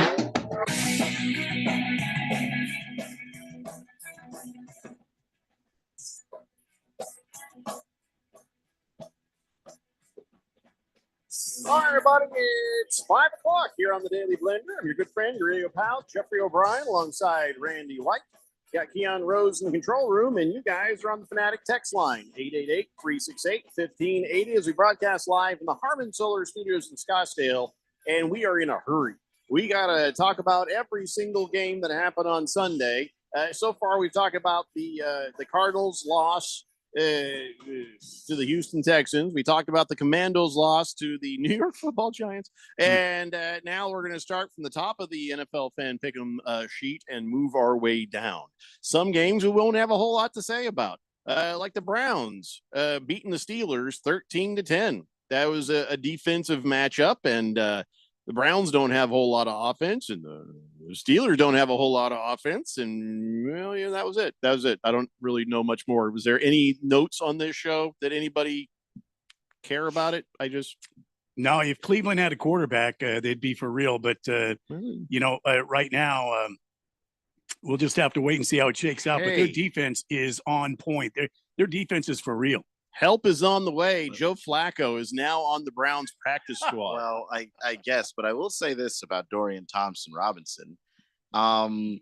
He looked awful, and he still outplayed Kenny Pickett. Well, that's a good point. Dorian Thompson-Robinson, 165 yards passing, 24 of 43. Kenny Pickett had 93 yards passing, and nobody decided to keep track of his numbers because he was bad. All right. Well, enough of that. Moving on. The Lions had to fight really hard to beat the Bears. Now, everybody wants to think, and Boogie included, the Lions, they rock. They are going to go to the Super Bowl. They're, woo, all right. But you had to work really hard to beat the Bears. I'm worried about the Lions. Is this misplaced worry? Was this kind of almost a trap game for them? Or is this a team that's actually in trouble? Because Jared Goff had a horrible day for him. Yeah. I mean, good God, 3 interceptions. I mean, he was able to get it done in the end, but really, this was the Bears. The Bears. 2-8 Bears. Well, yeah, I mean, I'm still not going to say that Jared Goff, this means I should worry about the Bears. The Bears are an NFL team. Sometimes worrying about the Lions. Worry about the Lions, but the Bears are an NFL team, which means that sometimes they'll actually look like it. I mean, that's how the NFL works. You just still win the game. The fact that you threw 3 interceptions and that didn't stop you from winning a football game is, quite frankly, pretty impressive.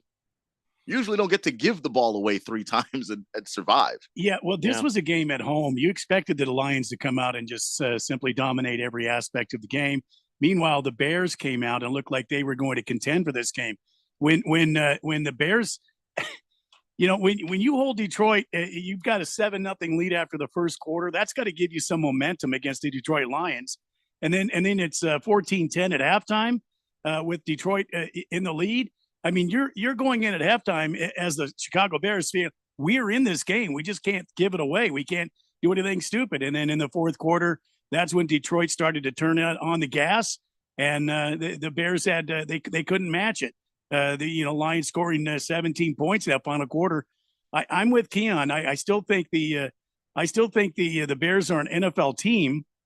They lack a few key players, and they lack a quarterback, in my opinion. If they could get a quarterback in the draft, and if Justin Fields would agree to becoming some sort of a Swiss Army knife, or maybe a running back, back who could pass, maybe like a Taysom Hill. Exactly.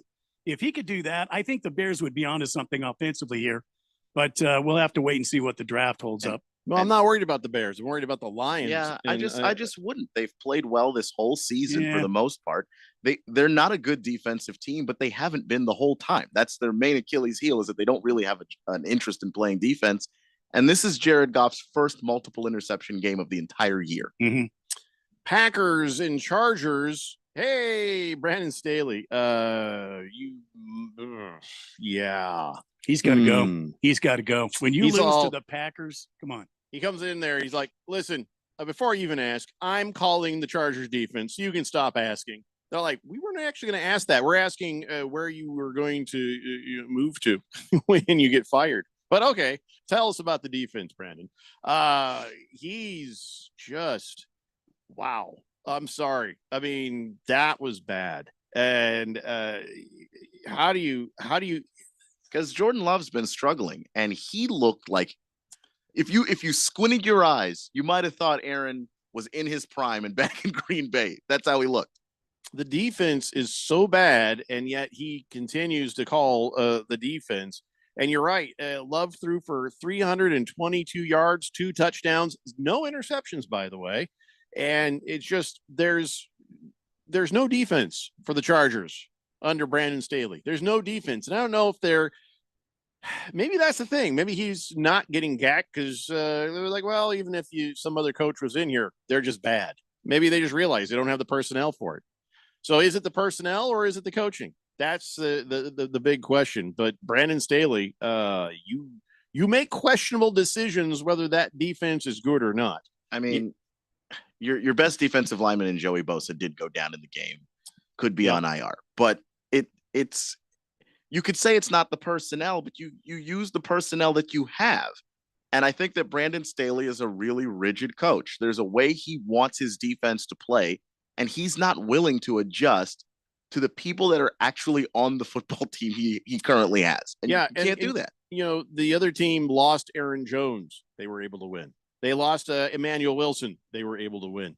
This right here is a glaring reason for Brandon Staley to maybe be one of those coaches. I think tomorrow we'll talk about the different coaches and who should be fired and who will be fired.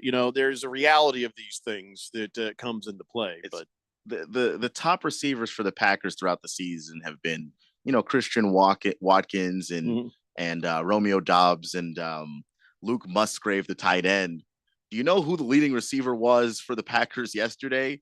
It was Dontavion Wicks. I do not know who that is. Never heard I of him. discovered who he was. Yeah, I was yesterday years old when I knew who Dontavion Wicks was. That's how bad this defense is. You could just find made a star out of nobody. Out of just a guy that maybe there's more there with him, but I don't think so. Well, this game actually wasn't too bad. The Dolphins and the Raiders. The Dolphins were able to go up to 7-3, beating those guys 20-13. Tyreek Hill, now first player in 62 years to get 1,200 receiving yards in his first 10 games of a season. So that right there, they're going to have to start judging receivers based on that because of all the different lengths of seasons. So where's the benchmark going to be? It's got to be something that everybody experienced. So first player in 62 years to get 1,200 receiving yards in the first 10 games. And I tell you what, Tua Tagovailoa hanging in there, not injured as of yet, while every other quarterback in the league seems like they're going down left and right. So good on him for that. And Dolphins still looking real good, looking real strong. That would be Tua's year, the year that no one else can stay healthy. He is suddenly the Iron Man of quarterbacks. Well, is it that he's an Iron Man, or have they actually learned how to block there in Miami? I mean, before he they learned were just how to be careful with himself too. Well, that judo that he took this offseason. Well, that is true. He's learned how to. But I mean, how many sacks has he taken this year? It hasn't been that many. We haven't talked many times. No, about, you're right. Tua being sacked multiple times in a game. Plus, when you got a guy like Tyreek Hill and Jayden Waddle, you could just throw the ball up and these guys can run under it. I mean, life's good if you're Tua Tagovailoa. Well, the defense for the Dolphins helped out a bit on this game as well. There's some interceptions and stuff. So, whatever. It was a good win for the entire team. I think Fish Tank has got to be pretty happy about his Dolphins right now. It's a little more of a get right on that. And let me read a couple texts real fast, then we'll get back to the games. T-Licious says Staley is as likable as Ralph, but for different reasons. Wilbur says, how do I get into the drawing for the tickets for the big game on Friday in Tempe? We don't have any tickets for that, unfortunately. No tickets giveaway for the Territorial Cup. Sorry, those tickets were spoken for a long time ago. Just another face in the crowd says, you know what? I'm an expert. An X has been, and a spurt is a drip under pressure. I have no idea what he's saying. Did you understand that text? Sounds like he's a has-been squirt. I have no idea. Chief Skull says, did you see the video of the Texas A&M defensive player who punched the O-lineman right in the shekels? No. I hope that send me a link. Will Swazman says, Keon in League 2, you're dropping like a rock. I'm on a 3-game winning streak. Try to get in the playoffs, even though I lost Burrow and Andrews this week. Okay, that's just all right. I mean, what do you want me to say? I had a good run. It's over. Kyle G says, it used to be illegal to push a ball carrier too. Guy behind Bart Starr and the winning quarterback sneak is holding his hands up, not for celebration, but to show the refs that he wasn't pushing Starr. Yeah, well, I guess the rule is right now you can push. So as long as you can, use it to your advantage. And Randy's point is spot on. The Miami Dolphins have given up 16 sacks this season, which makes them third best in the league. Damn. Let's go on now to the Cowboys beat the Panthers 33-10. Can I just tell you that was an embarrassment for the Cowboys because the entire first half, it was very close. They should have had 60 points over the Panthers. The Panthers are a horrible team. They only got 187 yards the entire time. Forget about Young, man. He's done. I'm sorry that he's a backup quarterback. And the poor Panthers are going to have to draft another quarterback, but hopefully under the direction of a new coach. This was just it was embarrassing for the Panthers because they're the Panthers. But it was also embarrassing for the Cowboys because they should have ran up that score even higher. And that in the first half, they made the Panthers look like an actual football team. I keep trying to tell you guys that the Dallas Cowboys have trouble with one-win teams. Yeah, you were right. You were right. They did have trouble there for a minute. You weren't wrong. Well, you have the experience. I'm not done with Bryce Young yet, just because that team, like you said, is bad. And like the idea that you're somehow going to know that Bryce Young is the reason why they're bad. We know he's not the reason why they're bad. That's why they were able to draft him. They're bad. They don't have anything. Nothing. I'm not saying that he's alone the reason why they are bad. but I think we've seen enough to know that he doesn't have much to offer. I don't think we've seen that. No, here's what I feel like I've seen. Maybe we can disagree. It's fine, but what I've seen is a guy who his skill set does not match what's out there on the field. Bryce Young does not have a big arm, so for being able to make plays that maybe break on the back end, make those kind of plays, and push the ball downfield, he's not going to be able to give you that. The thing that he always was when he was at Alabama was a surgeon. And if you gave him time in the pocket, he's going to carve up a defense. He doesn't have time, and he doesn't have anyone to throw to. So I'm just not 100% certain that Bryce Young has nothing to offer a team that actually has pieces on it. Well, he'll probably end up on the Commandos. I mean, it doesn't seem likely. We'll probably be drafting a quarterback here soon just because, hey, you know what? If you're going to be in the top 3, you may as well swing for it. Man, this is going to be an interesting offseason, isn't it? What a weird, messed up season. It's going to make for an even more entertaining offseason. So let's move on to the next one. The Jaguars. Oh, my God. Another good beatdown. Trevor Lawrence kind of turned the switch back on for himself. And, of course, the Titans. Who the hell was their quarterback again? It's Will Levis. Yeah. I guess he for a minute we're like, yeah. No, I was not, because I don't knee jerk with quarterbacks, man. Like you got to let them play out and see what they are. One game can tell you happy that a guy is great. Another guy can tell you that a guy isn't. I was not a big Will Levis fan coming out of college, which for me is a big deal because I'm generally optimistic about what people can be. So the Titans are in my division. The Jaguars are in my division. And when the Will Levis was looking like he was going to be good, I was a little bit aggravated because then some people along the way last year during the draft were like, "Hey, you should go for that Will Levis guy." And he's looking good. And I was just like, I really no, please God no. And then we got Anthony Richardson. And then when Levis started looking like he might be kind of good, I was just like, oh God, did we mess that up? So now I'm just glad to know we did not mess that up. And also that there's not 2 other good quarterbacks in my damn division I got to worry about. I am not worried about these Titans. Your whole division took a quarterback from that last draft. So, that also speaks badly about that division. The division.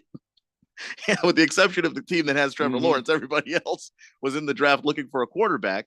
And one team found one. I think that Anthony Richardson's still a maybe.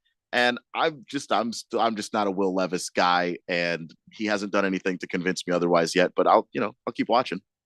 So Brock Purdy showed up as Brock Purdy and had a perfect passer rating as the 49ers won 27-14 over Tampa Bay. I'll tell you what, Baker Mayfield looked way too happy at the end of that game. You know why he was so happy? Is because Christian McCaffrey and him they traded jerseys, and I think that. Baker Mayfield was just like, thank God I'll have some money when I sell this. I think that was it. That was because he knew that his days as a quarterback can't be that much longer. But anyway, he's played all right this season, though. He's done all right, but nobody's really excited about Baker Mayfield. This Buccaneers team was supposed to be one of the worst teams in football, and they have 4 wins in large part because of Baker. Yeah. Fine, but that doesn't mean they're going to want to stick with him. This is not the quarterback of anybody's future.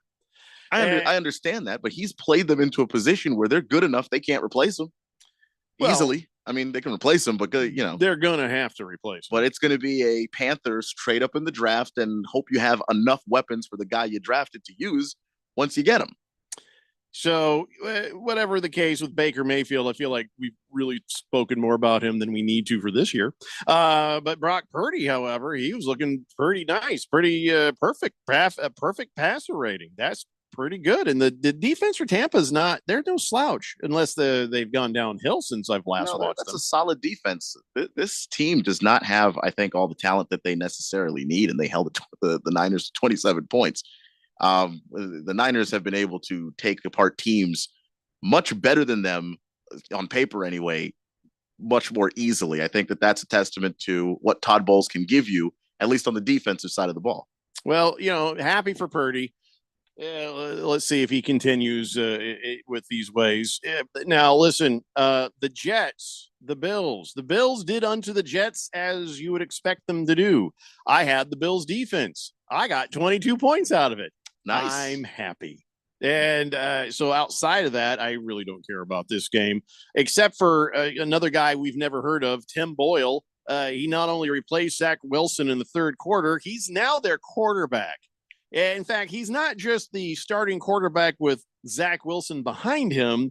No, Trevor Siemian is now the backup quarterback to Tim Boyle. Zach Wilson has been sent back of the line, and he's probably going to get sent home here pretty soon. Yeah, because they'll need something like a punter. And they're like, hey, sorry, Zach, you're going to the practice squad. I think now. we have seen enough with Zach Wilson. We have God. more than seen enough. And Robert Salah, you don't make Trevor Siemian your second quarterback unless you're just here to say, we don't even want to accidentally have Zach Wilson back out on that field. That just not even as a mistake. So that'll be the end of that for Zach Wilson. All right, we only have a couple more games to talk about. We're making good time. Let's finish this up when we come back. It's the Daily Blender here on 1580 The Fanatic. Hey, Jeffrey O'Brien here. And listen, Phoenix has had over 53 days of 110 degree plus this summer. This last July alone, we had 30 consecutive days of 110 plus. And this summer heat might just be the new normal for summers here in Arizona. What you need to do is call Harmon Solar today. Harmon Solar could save you over 80% off your electric bills. They're a locally owned, family-owned company. Call Harmon Solar for a free estimate. 800-281-3189. That's 800-281-3189 or go to harmonsolar.com. Can I open it now? I think you've waited long enough. Yeah, go for it, kiddo. I already have this baseball cap. Not this one. Look a little closer, sweetheart. Signed? Yeah, buddy. I can't believe it. Do you still have that card all these years later? Do you have trading cards that's been sitting in a box for decades? Scottsdale Cards is who you want to call first. The Valley's card, comic book, and collectibles expert since 1989. Scottsdale Cards is your source to sell your trading cards and other collectibles, including those comic books you've been doing nothing with. We are always interested in buying your vintage sports cards and comic books, certified autographs, memorabilia, and collectibles. So what collectibles do you have stored away? They could be worth thousands. Call or text 480-419-2990. That's 480-419-2990. Or go to scottsdalecards.com. That's scottsdalecards.com. Or search Scottsdale Cards on your mobile phone today. For the latest from the world of golf, tune in every Saturday morning from 6 to 8 for the Golf Shop Radio Show, presented by PlayGolfMyrtleBeach.com. The golf capital of the world. Hosts Mark Greenhelch and Matt Blanchard talk golf from tee to green and everything in between. If you like golf, you're going to love Golf Shop Radio. Before you tee up, drop on in. Welcome to the Golf Shop here on 1580 and 99.3 The Fanatic. There's so much to be thankful for. Family, friends, food, and NFL football all week long. DraftKings Sportsbook is keeping your Thanksgiving week full of action. New customers can bet just $5 on the NFL action to score $150 instantly in bonus bets. Arizona listeners, DraftKings Sportsbook at TPC Scottsdale is now open. Head over to the new location today to experience betting at a whole new level. Download the DraftKings Sportsbook app now and use code BET1580. New customers can bet $5 on the NFL Thanksgiving action to score $150 instantly in bonus bets. Only on DraftKings Sportsbook, an official sports betting partner of the NFL. With code BET1580, the crown is yours. Gambling problem? Call 1-800-NEXT-STEP. Must be 21 or older. Physically present in Arizona. Eligibility and deposit restrictions apply. Bonus bets expire 168 hours after issuance. Terms at sportsbook.draftkings.com/football terms. Grand Canyon University basketball is back for another exciting season. After advancing to March Madness in 2 of his 3 seasons as the head coach, Bryce Drew brings a team to the court this season, picked to win the conference once again, and led by first-team All-WAC selection Gabe McLaughlin and WAC preseason Player of the Year Ray Harrison. Check out the schedule at GCULopes.com to find matchups with San Francisco, DePaul, Liberty, and last year's national championship runner-up, the San Diego State Aztecs. Join me, Michael Potter, and Lopes insider Paul Coro all season long right here on The Fanatic, the home of Lopes basketball.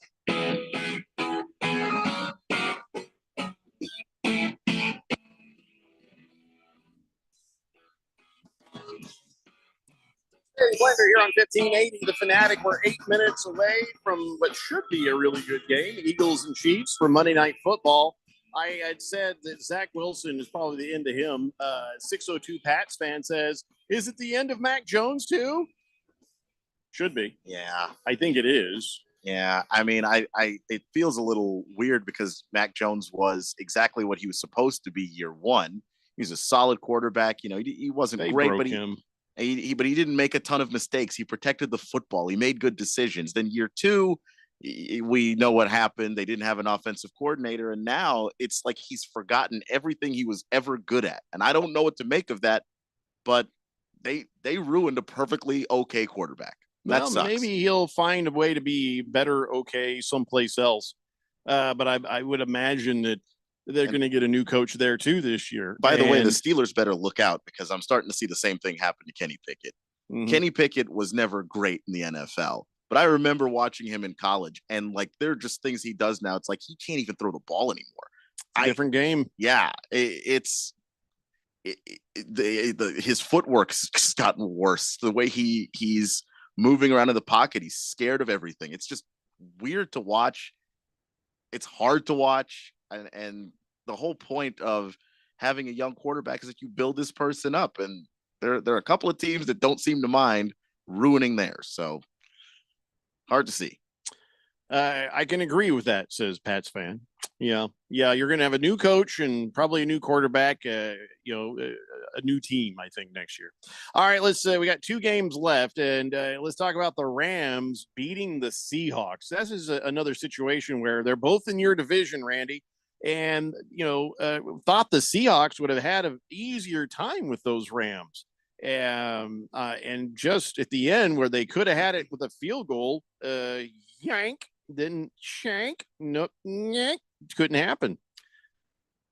Well, just you got to remember the Rams still have a lot of guys on that team that won a Super Bowl not too long ago. And the Sea Chickens, they have a guy named Geno Smith, who, although had a wonderful season last year and is having a pretty good season this year, it's been kind of a long time He got since they were hurt champions. in the game too. Yeah, he did. But he, I will give him credit for coming back. It must have been some sort of a stinger. But Aaron Donald came through the middle, and it was like you felt for Geno Smith because it was, dear God, boom, boom, out go the lights right here, to quote the Pat Travers band from the late 70s. So, Wait a minute. Remember in Geno Smith, the guy came running through and you went, oh my God. It was Aaron also Donald? Aaron Donald. Yeah, earlier The this last year. game. So this Yeah. game, Aaron Donald Yeah. got him and hurt his elbow. This is one of the best things ever I'm watching. And I'm sitting there, I'm like, to my wife, I'm like, who is that kid with the weird haircut? Is that a kicker? Are they getting ready to kick? And I'm like, oh my God, that's Drew Lock. And Drew Lock came in and his stat line was 2 for 6 and 3 yards and an interception. That's the part. Dear God. You throw 6 passes, you can avoid disaster for 6 passes. You're an NFL quarterback. just if you know that Geno's coming back, you just hand the football off. You know what I mean? You have a pretty good running game. Just hand the football off. Try to work a running game for a little bit. Unless Pete Carroll thinks like Ralph thinks. So Ralph was like, yeah, no, I still think Drew Lock is got something. He's got potential. He does not. He is clearly. 27 years old, and he has been bad for every year he's been in the National Football League. Yeah, it ain't happening. That is amazing And clipboard holding. And it's it comes like Ralph says, to his credit, he said it was going to be a close game. He did not anticipate it being high scoring or low scoring. He just knew it was going to be a close game. I bet he thought he'd win. And down to the last field goal, man. And that's what boy, a missed Jason field Myers goal. makes Yeah. that field goal. It's a whole different thing, but Yeah. you can't let it rely on a kicker. That's just the way it is. And really, to make things worse, I guess Kenneth Walker went out with an oblique injury, so who knows when he's coming back. Yeah. Yeah. So if you have Charbonnet, I don't even know if I'd worry about that. So Well, he got anyways, 12 and a half points yesterday. So did he really? Yeah, you might give him a look. I mean, Because the thing is, he's been sharing the carries with Kenneth Walker, and Kenneth Walker is the lead back.